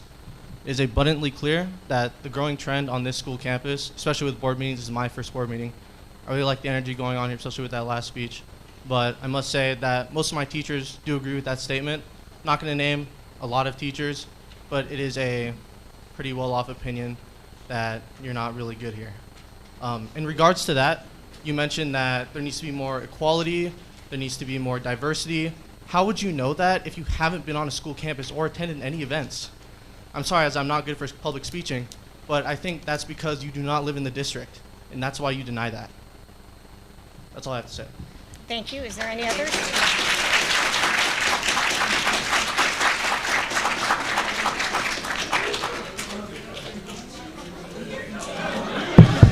Hello? Please. Hey, so I'm not really here to disagree with you, Miss Lee, at all, because I kind of do understand what you're saying. Like, I ain't gonna lie, we more focused on, like, all this extra stuff, but the school really not going that crazy right now. Like, we're not focused on what the school's doing, we're focused on where you live at, and I really don't see the point in that either, because why would it matter if none getting done here? Like, I don't know. I can't speak for the other students, but really how I feel is we're doing a bunch of rambling about what should be said or how to say it right, and it's really not getting nothing done. I mean, the world hard on its own, and we not getting to the real point of, like, we gotta make improvements to the school and not worry about where you live at. So I ain't here to disagree. I'm not gonna agree with everything you say, but I don't harshly disagree with you at all. That's all I gotta say. I ain't gonna lie. We need to get to the facts though, for sure.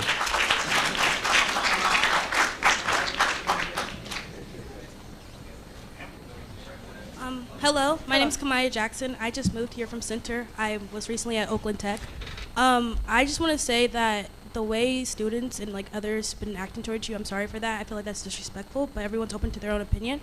I also agree that with the money that's being wasted in either aspect could go towards the school and HBCUs and learning about different college opportunities for different students.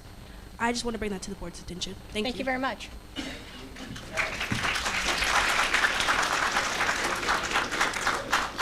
Okay, Mrs. Hunt, is there any online comments? Thank you. At this time, we'll have some board discussion. We'll start with Mr. Bruno, if he has anything to say. I would just like to reiterate what I've said in previous discussions, that I strongly believe that all board members do reside within the district. That's not the issue here for me.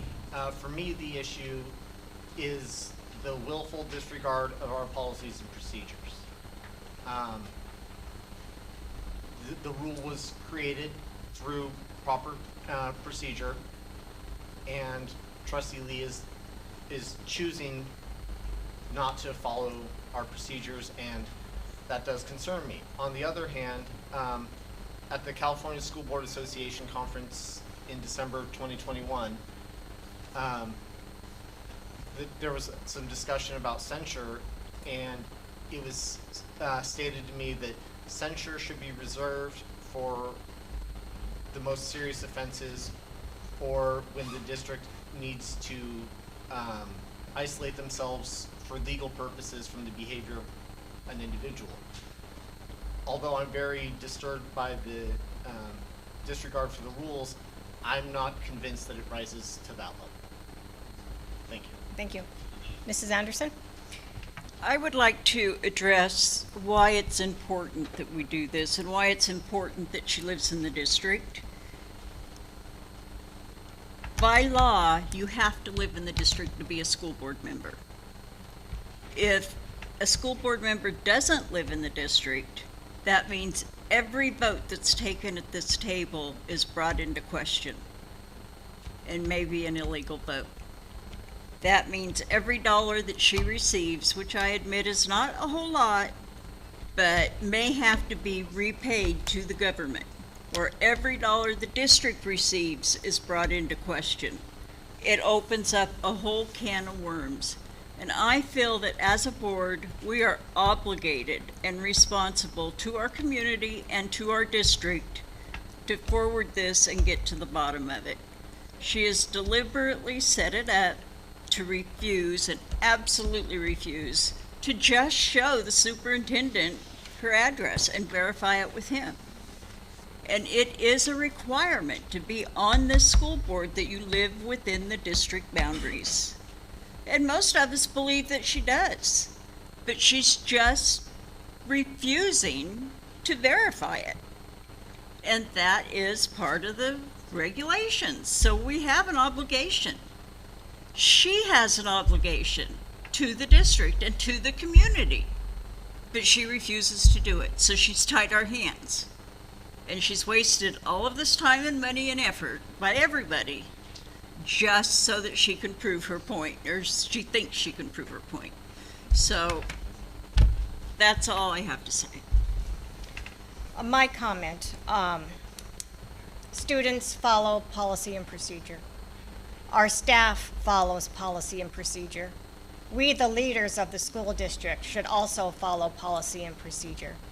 I believe it's very important for the board members to set a precedence for the people in our district. And if the leaders don't follow policy and procedure, well, then what's going to happen? Chaos. Trustee Valen? So, thank you, President Pope. So, being the newest member of the board, I'm somewhat of a quagmire here because I was not involved in this process prior to the last board meeting and this evening's board meeting. My position is I agree with everybody and I disagree with everybody, if that makes any sense. I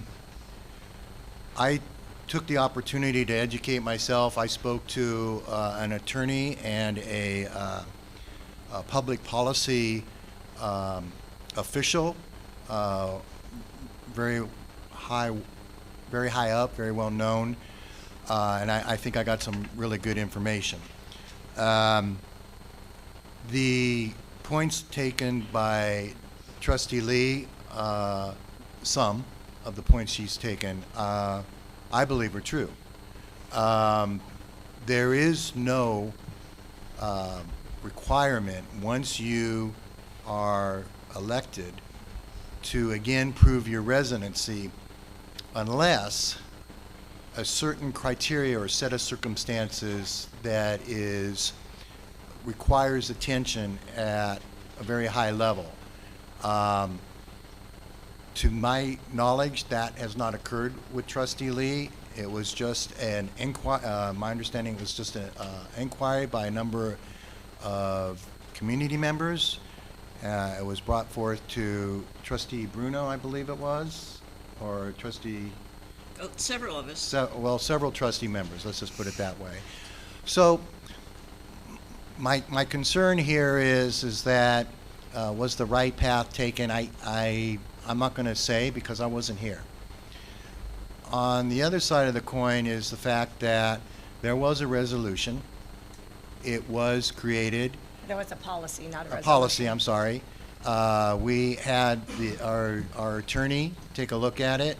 It was deemed to be not in any violation, and that we had the right to do so by law.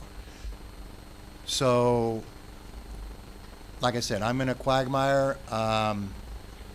My personal feeling is I provided my information to Superintendent Lair. It's pretty painless. He didn't write down my address, just wrote down what I presented. That is what is being required, just showing proof that you in fact live in the district. How Trustee Lee feels that is inappropriate, immoral, illegal, and some of the other terminology she's used, that's entirely her right. But I will side on the fact that, or I believe I'm going to side on the fact that it's if the board passed this and the consensus is this is something we should do, and it doesn't violate anybody's rights, then it should be enacted. So that's all. Thank you, Mr. Valen. Do you want an advisory comment, please? Or if you wish. You don't need to. I represent the students up here, and I'd say the students feel 50-50 on it. Half the students feel that we should get the ball rolling and pursue legal action. The other half don't feel it's necessary. Very well. Okay. Thank you. At this time, we will ask for a motion to approve resolution. Oh, is there a motion to approve? I'll move it. To approve resolution number of business item C. Second? I'll second. Okay, thank you. We're going to call for a vote. At this time, Trustee Lee, you are unable to vote per the policy. Mr. Bruno? So I guess I'm abstaining. Thank you. I'm gonna vote no. Okay. Aye. Speak in your mic. Speak in your mic. Aye. For the fact that, first of all, I want to state, I believe, truly believe, Dr. Lee lives in the district. I believe we all live in the district, as Mr. Bruno said. And as I stated before, policies need to be followed. And there is a policy because community members emailed and spoke to the board, several of us, in regards to residency of board members. So for that reason, we chose to write a policy, and it was approved by the board, 4-1.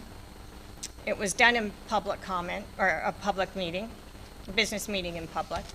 For these reasons, the policy was not followed by one individual. So for that reason, I'm going to vote aye.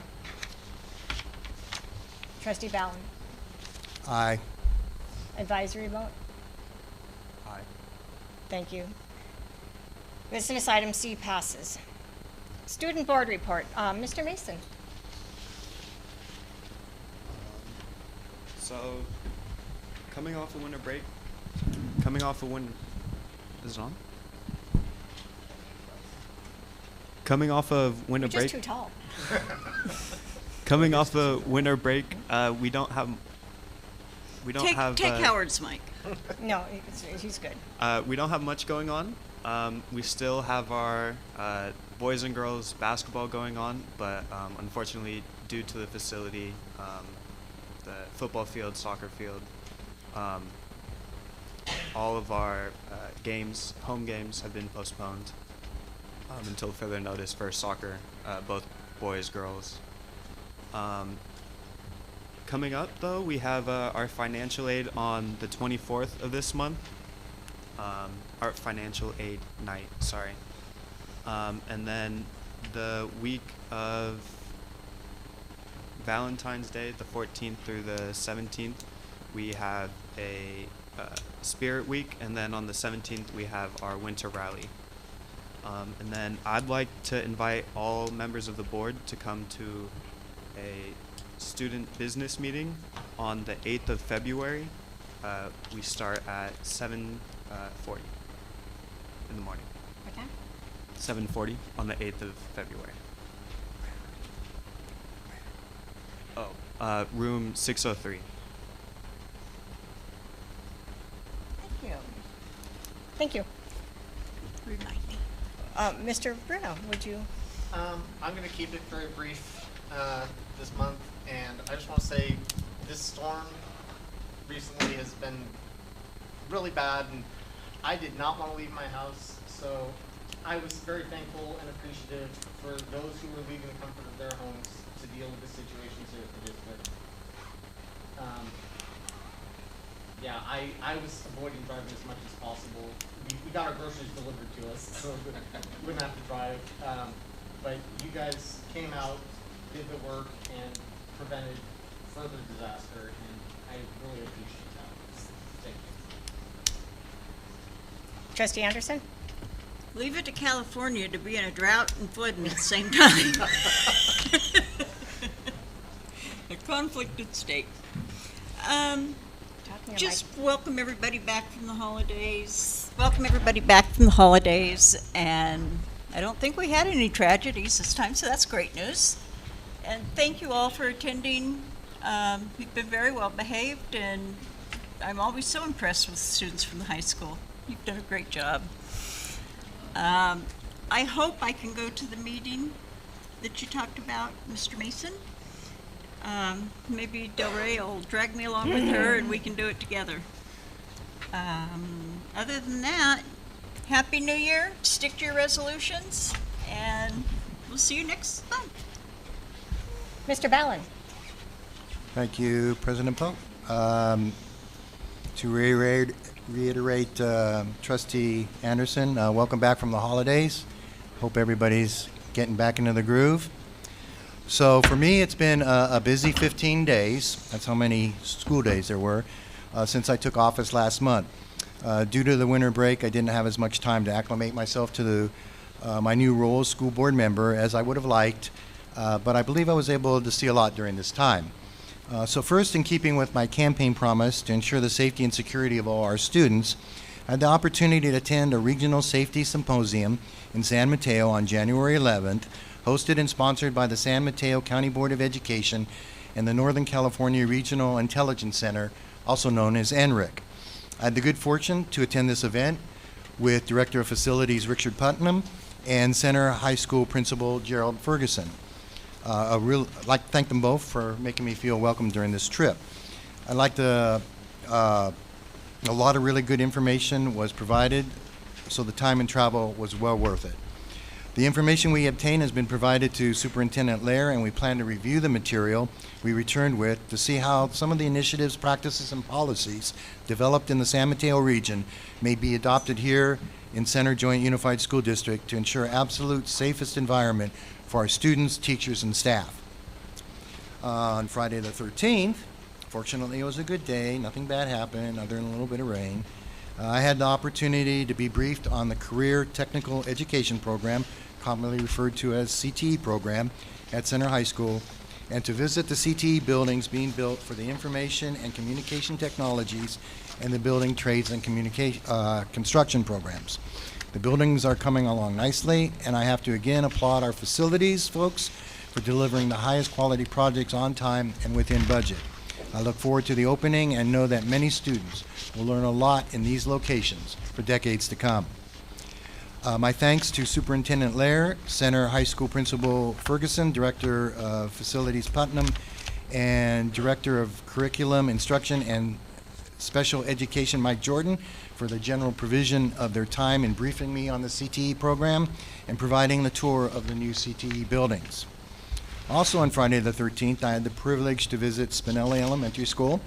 It was an honor and privilege to have been there and see how our district provides the highest quality education to our students. A big thank you to Spinelli's principal, Erica Olmstead, Superintendent Lair, Director Putnam, and Director Jordan for the tour and briefing of this outstanding school. I very much enjoyed sitting on in several classes and watching our teachers do the great work that they do in educating our community's children. Something I noted while I was at Spinelli, which I have to comment on. So while in the first grade class of teacher Sabrina Golubic, I hope I pronounced that correctly, upon entering of our entourage to her classroom, Miss Golubic did not miss a step in focusing on her children's activities. She did not look up or acknowledge us, focusing only on the students of whom she had their complete attention, and they also were not distracted by her presence due to her attentiveness to them. To me, this is the caliber of teacher that we want and need for our district and what makes Center Joint Unified School District as outstanding as we are. Kudos to Ms. Golubic. Next, I'd like to thank Carol Hunt and all the school staff that participated in and presented January 2023 report to the board. I thoroughly enjoyed reading what all the sites are up to and their remarkable accomplishments. Keep up the good work. Lastly, I unfortunately have to report on my understanding around the funding of our special needs students. I was quite surprised at learning of the lack of funding that is available for these special children. It is my intention now to also focus on this matter during my tenure as a board member, to ensure all that can be done is done for these students moving forward, so they too may have a bright future from their education in Center Joint Unified School District. In the next couple months, it's my intention to tour Center High, Wilson Riles, North Country, Dudley, Oak Hill, and McClellan, as well as having a briefing by staff on the district's technical infrastructure and technologies. In conclusion, I want to be sure that all that watch this board meeting, live or recorded, please know that you are more than welcome to come here and attend this meeting in person. And I am sure all the rest of the board encourage this as well. Your presence would be greatly appreciated by us, and any input you choose to give would be helpful and beneficial to the board, the district, our schools, and our students. So this completes my board report for January 2023. I want to commend the students in the boardroom here this evening of their courteousness, attentiveness, and patience. It's very much appreciated. Thank you very much. Trustee Lee. All right, so greetings all. Welcome, as some of us have said, to 2023. I'm really hoping that everyone has remained safe and well and in good health as we're navigating this extreme weather emergency that continues to impact our state and our community at this time. I really want to take a moment to thank the facilities team for working efficiently to address the water issues that are happening at our schools and to get those facilities restored as soon as possible.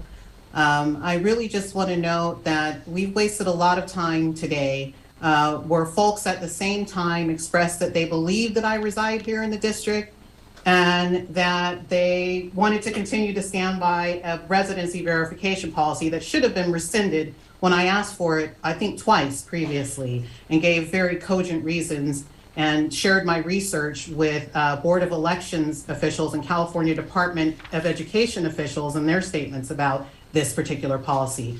So I'm truly looking forward to this advancing and to the apology that will be delivered to me for this today's censorship once I am vindicated. Also, I think that this has shown the true priorities of our board majority and their supporters. It's really made it clear once again, but I remain focused on taking meaningful action to improve student achievement and cultural inclusion in our district by any means necessary. Second, earlier this month, I had the pleasure of virtually attending the California School Board Association's annual education conference as part of my board member development activities. After some access issues were resolved, and I just want to take a minute to thank Superintendent Lair and Ms. Hunt for assistance with those issues with the California School Board Association's platform. We made it through. One of the standout workshops for me that I attended to learn more about how to be an effective governing board member was a session on effective governance practices with an equity lens. And this was facilitated by Nicole Anderson. And there were a couple of things that stood out about that presentation to me. While I hear about some of us visiting school sites and doing walkthroughs of school sites, one thing I haven't heard about is doing a walkthrough that's focused on equity. And equity walks are something that Ms. Anderson presented about in her workshop on effective governance practices with an equity lens. And it's something that I would find very meaningful and informative as a board member, both for our in-person and independent or online study classes. As many of you know, that my tenure was started during a global pandemic and 2 years almost of lockdown. But I am very familiar with our school sites, and I have relatives and I've had children enrolled in our school sites. So I have a deep awareness of that, and it's something I spoke about in my campaigning for my duly elected position. So I really would like to see us learn more about equity walks and to start using them as part of our practice as soon as we can. Maybe it's something that the equity committee can take a look at. Another thing Ms. Anderson pointed out during her workshop that resonated with me is that an equity statement or policy isn't something you just knock out in a couple of hours or at a single board workshop. She explained that equity statements and policies take time to develop. And she suggested that an effective equity policy can take more than a year to develop. And to me, that really made sense, especially as I reflected on the manner in which we developed our own equity policy as a board. So finally, I really do just want to assure my constituents that I will continue to do what I was elected to do here on this board, to shine a light on the burgeoning student achievement in this district, and to do all I can to put an end to the monocultural, homophobic, and racist practices that we engage in so that we can open the door for greater diversity in student achievement. It's really important because these things are interrelated. Student achievement is related to the levels of diversity, equity, and inclusion that we see present in a learning environment. This is research supported. So I really just invite folks to keep sharing your perspectives with me. I continue to have my open office hours that I've had since I started my tenure. They are virtual. You can pop in anytime. It's drop in 4 to 5 first Mondays. The next one's on February 6th. And the link is on the board website. I invite all to continue to just drop in, share your concerns, and I'll keep bringing them forward. Thank you, Trustee Lee. Before we go to our student representative, yeah, we all do, not all, but we do when we can walk the sites.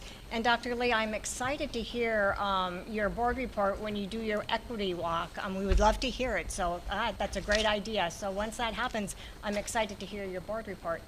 Well, it's actually a practice, President Pope, and it's something that we would need to learn about and implement in a Yes. strategic way. It's usually something that a board suggests as part of their equity policy. But watching Ms. Anderson's, I think we have on-demand access to her presentation. Watching that will really help you as president hopefully make some machinations for us to make a resolution maybe to start supporting and doing equity walks in our district. That would be wonderful. Yeah, that'd be great. So as soon as, we hear some information from you, I think what you're referring to was actually Trustee Kelly.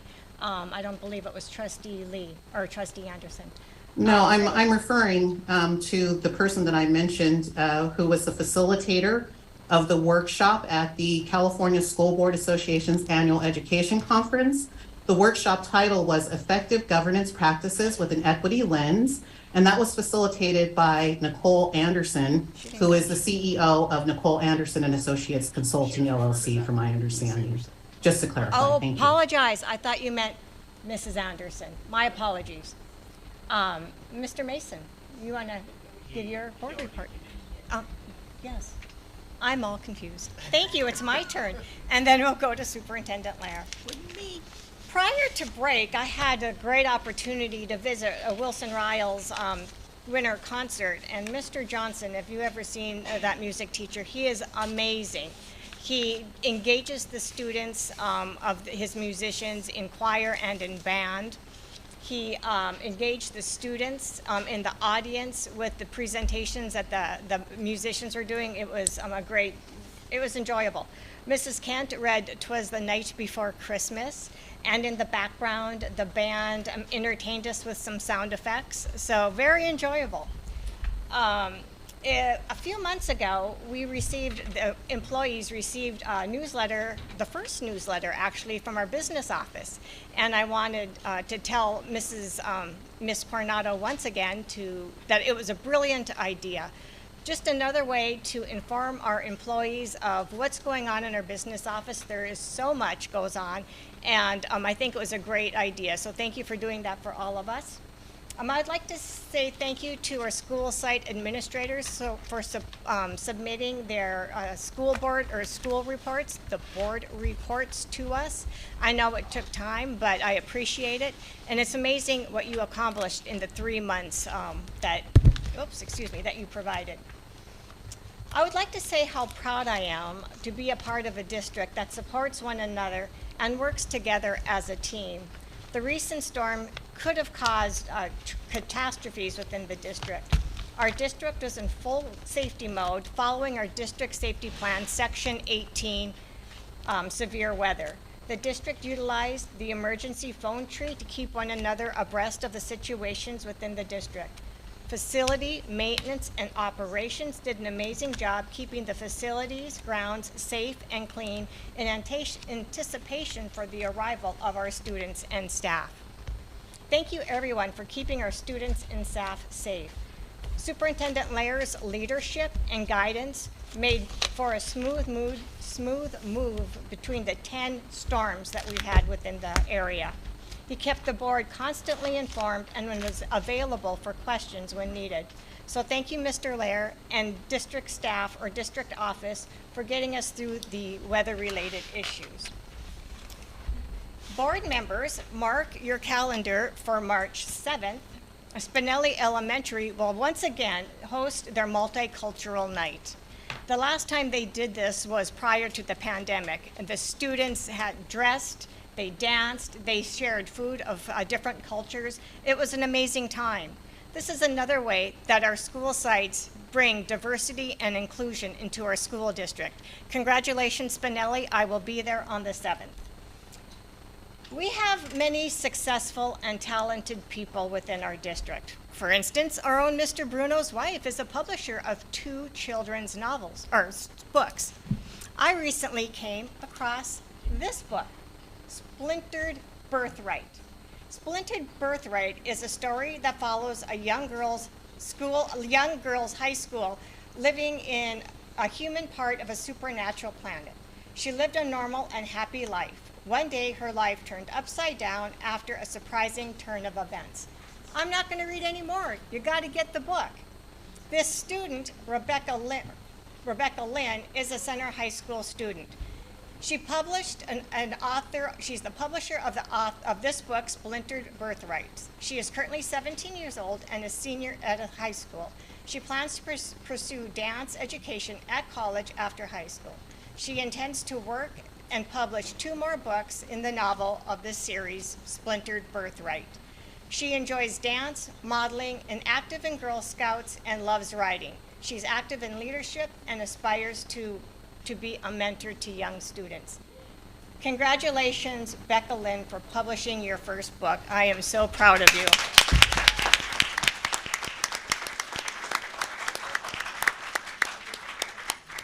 Other than that, welcome back, everybody, and have a great second semester.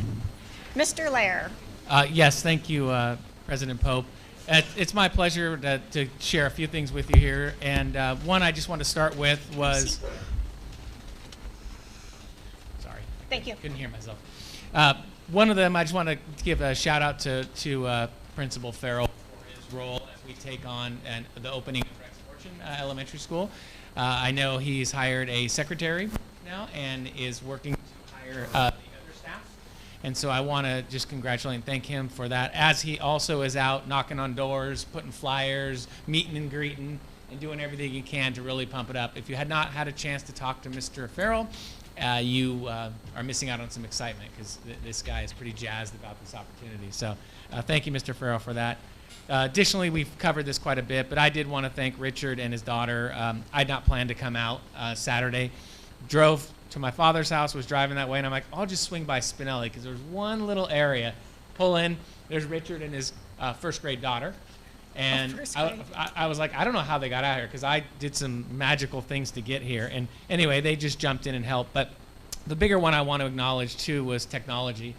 Through all these storms, power going in, power going out, technology, and Lauren back there, and then Eugene, just did remarkable things. We rely so much more on technology and the backbone than we ever had before. It's not like the good old days where when your lights go out, it's just the lights. Well, now it's the internet, it's the access to the internet, some of our systems, our phone lines. So it's really working now to see how we can have some redundancy on those things to make them work better and smoother. But I have to give a huge kudos to them for making it go very, very well. And I told Eugene, probably Eugene is over tech. You made me look good about 25 times in the last week, so keep doing it. Also, just acknowledging our Expanded Learning Opportunity Program is getting up and running. Mr. Barassi, I appreciate the work he's done to make that happen. We're starting to see that expand, and hopefully by next year we'll continue to see it grow. Additionally, I have shared with the board, but wanted to share publicly, you know, we had modernization projects out there for North Country, Oak Hill, and Center High School. At that time, we were in a funding piece for it to be under a hardship status. We've learned some new information late last week, so we will be coming back to the board and talking about whether or not we are in hardship status for those projects or not. And then we'll need to consider whether or not, if we are not in hardship status, do we want to continue with those projects or not. So more to come on that. Another one that's out there that was new to us too is to our north, where it is, will be where Watt Avenue becomes Santucci. At the very top of the district, there is Santucci Drive and Pleasant Grove, or Pleasant Grove. There's a neighborhood there that is petitioned with the county to annex into another part of the district. It's about 100 homes. And so that process was just kicked off last week. We'll be working with our legal team to see what that all means and what the process. So board, you will be informed, and we'll make sure the community is also informed as we move forward with that. There'll be some public hearings. It's a long process, but I want to get you guys informed on that. The other one is, and you echoed this, and Trustee Ballin, you did this, our tours on Friday. I think when we finished, I said, it's probably the best part of our job. It's why we do what we do. And it's really cool to see our folks out there really giving it all for our students and our families. TK is another. Transitional kindergarten is a big thing. We now have transitional kindergarten at all our schools. We plan to open one at Rex Fortune Elementary. And so we're looking at creating promotional materials to get more word out to our community about when you can start enrolling your transitional kindergarten age student. So more to come on that. And then finally, she was quick to give no credit to herself, but I have to thank Lisa for her work with that clean audit. Clean audits seem like, oh, that's easy. They come and keep telling us. It is a lot of work. and it is a huge, huge effort. So Lisa, thank you for what you do. Her staff is incredible. The district staff that support that work, it's hard, but it starts with her. So I have to thank her for that effort. And with that, I think I'm done.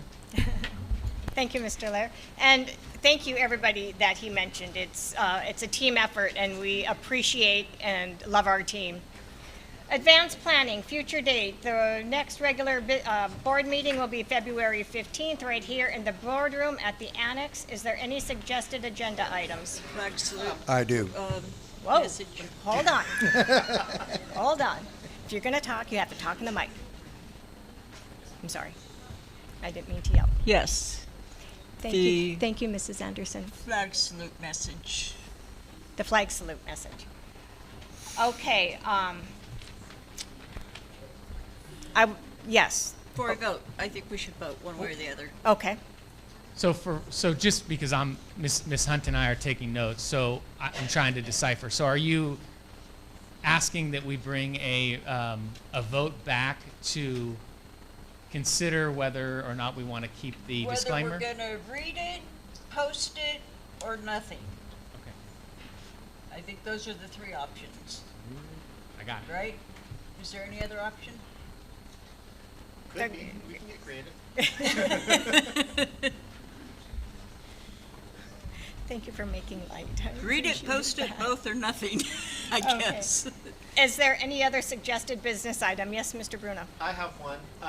I've made public in the past my concern with naming facilities after people. And at last month's board meeting for Sacramento City Unified School District, they actually presented changes to their board policy, which at the time was pretty much identical to ours, board policy 7310, which is the rules for naming a facility. And they introduced new rules that give much more leeway into what names can be considered. So I have forwarded their policy to President Pope and to Superintendent Lair, and I would like to discuss and possibly adopt the same policy. Hey, we're using one from another district this time. Because I think that gives us more leeway for other types of names for facilities in the future. Actually, board policy is very limited as to what we can choose. Really? Yep. So this policy would change that a little bit. We could either adopt it as is or make revisions to it. I'm open either way. Okay, so what I'm hearing is to bring forward a Sac City Unified School District's board policy 7310 for review for the board, and if we need modifications, we can do so whenever it comes to. Actually, we'd probably bring it in next month. Right. I think we're doing some other board policies, Yeah, so policies. we can put it in with those. Okay, But and- I didn't want it to be snuck in there or anything because. Can we at least bring our own back so that we can compare the two and decide what we want? So anytime we are on schedule to possibly bring a first reading of a big batch of policies, of the recommended policies, so we can set that one out separate a little bit, so it calls a little more. But anytime we bring a batch forward, we always bring the current policy and then the recommended policy, so members, community can compare those two policies. It might be good to do it separately because this isn't like being recommended to us by CSBA. Sure. Valid point. What are they naming them after? Valid point. The policy, the policy that was shared is more. Okay, is there any other suggested agenda items for the future? I do. Yes, I'd like to see us discuss and get more education around equity walks and the practice of equity walks in our district. I don't know from Superintendent Lair if that's Excuse me, something Trustee that- Lee, I'm really having a problem hearing you. Excuse me. Just 1 second, audience. please. Thank you, audience. I'm sorry, Trustee Lee, could you please repeat? Yes, can everyone hear? Yes, I can hear you. Thank you. Okay, so I'd really like to see agendized equity walks and some information about equity walks for the board. What is the practice? What are potential policies around it? I don't know if that's something that Superintendent Lair is working on with Education Trust or our partnership with that organization, if that's even come up. But if we could have a presentation on what is an equity walk and why are they important for equitable instruction, that would be most helpful. I'd really appreciate that. That's a great idea, Trustee Lee. Could you please put your... I'm sorry. I was going to say that is something that we're actually working with WestEd on. Oh. And that is going to come up likely when we start looking at plans in the future. So if it's agreeable, that is naturally going to come up in the coming months. Dr. Lee, are you still there? Is that agreeable to you? How soon do you think that we would have information about what an equity walk is, Superintendent Lair? Well, I would need to work with our consultant who's doing it. I also have been through training with Ms. Anderson from Anderson Consulting, so I'm familiar. I wouldn't have an answer, but I would say by spring, something like that, that we're going to come back with a plan as a result of the work that we've done all year. And certainly, if it's not meeting the needs, we could certainly add to that if there's more detail. But I don't want to veer us off the topic that we're doing with WestEd because I think it will be included in there. Is that agreeable? Okay. Yep. Okay. Thank you. Perfect. Thank you. Trustee Ballin, you said you had something to add? Yes. So, as it related, I don't know where we left off with the business item, agenda item, business item B pertaining to signage. That has not been brought up yet. Okay, so I would like to move that, as Ms. Anderson did for the first agenda item that I presented, I'd like to bring it out for a vote. Okay, could you please submit in writing and I didn't ask you to do this, but this is for the both of you, please. Please submit in writing what you request in detail, and if there's any appropriate backup, please provide that as well. And then we will review it for future business. And I think Trustee Ballin has the floor, so just 1 second and see if he's done, okay? Was that it, Mr. Ballin? No. Okay. So the next item I'd like to place on the agenda is to have a board discussion pertaining to the use of inappropriate and inflammatory language by board members during school board meetings. Okay, the same request, please. Could you put it in writing with detailed information, and if there's any backup of sorts, could you provide that as well for review and send it to Superintendent Lair and myself? That would be most appreciated. Okay. Thank you. More. Okay. I'd like to place on the agenda discussion around reckless and inappropriate driving on the district school grounds during, prior to, and just after school hours. Okay, same request, please. quit doing it. Okay. Continue, Mr. Ballin. To place on the agenda, discussion regarding the naming of the CTE buildings now being built for an individual or group that made significant past contributions to the district in the area of vocational development, training, and education. Very well. Same email, please. Are we done? I am finished, yes. Okay, thank you. Just regarding that last one, it might be good to put that on an agenda after we finalize the policy on 7310, my thoughts as well. You got 4 I years, would- dude. 4 years. I will have to, I have to say, I would not be opposed to that. However, the buildings will be completed soon. And there will be some form of a formal ceremony, and that is the most appropriate time of which a building is named in recognition of persons or organization. And so time is not really on our side. So perhaps we, as a compromise, we could do both at the same time. I think the CTE buildings shall be complete by May, June. I think summer. I think June. So we have- Trustee we have- Ballin, did we hear the date when we were toured, Mr. Putnam? Do we know when the CTE will be finished? It should be by the end of May. End of May.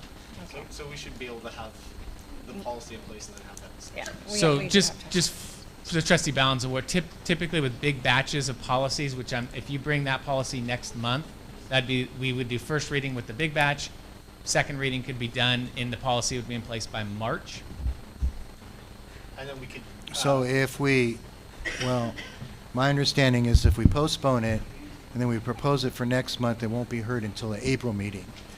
In which case, it would be discussion, then it wouldn't be till May until it became an action item and voted on. And by that time, the buildings maybe have already been commemorated. We could do an action item for April. I beg your pardon? We could do an action item for April.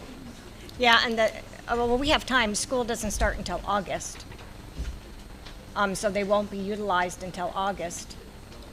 When will the ceremony for the buildings be? I didn't know we were going to have a ceremony, so that isn't even in discussion.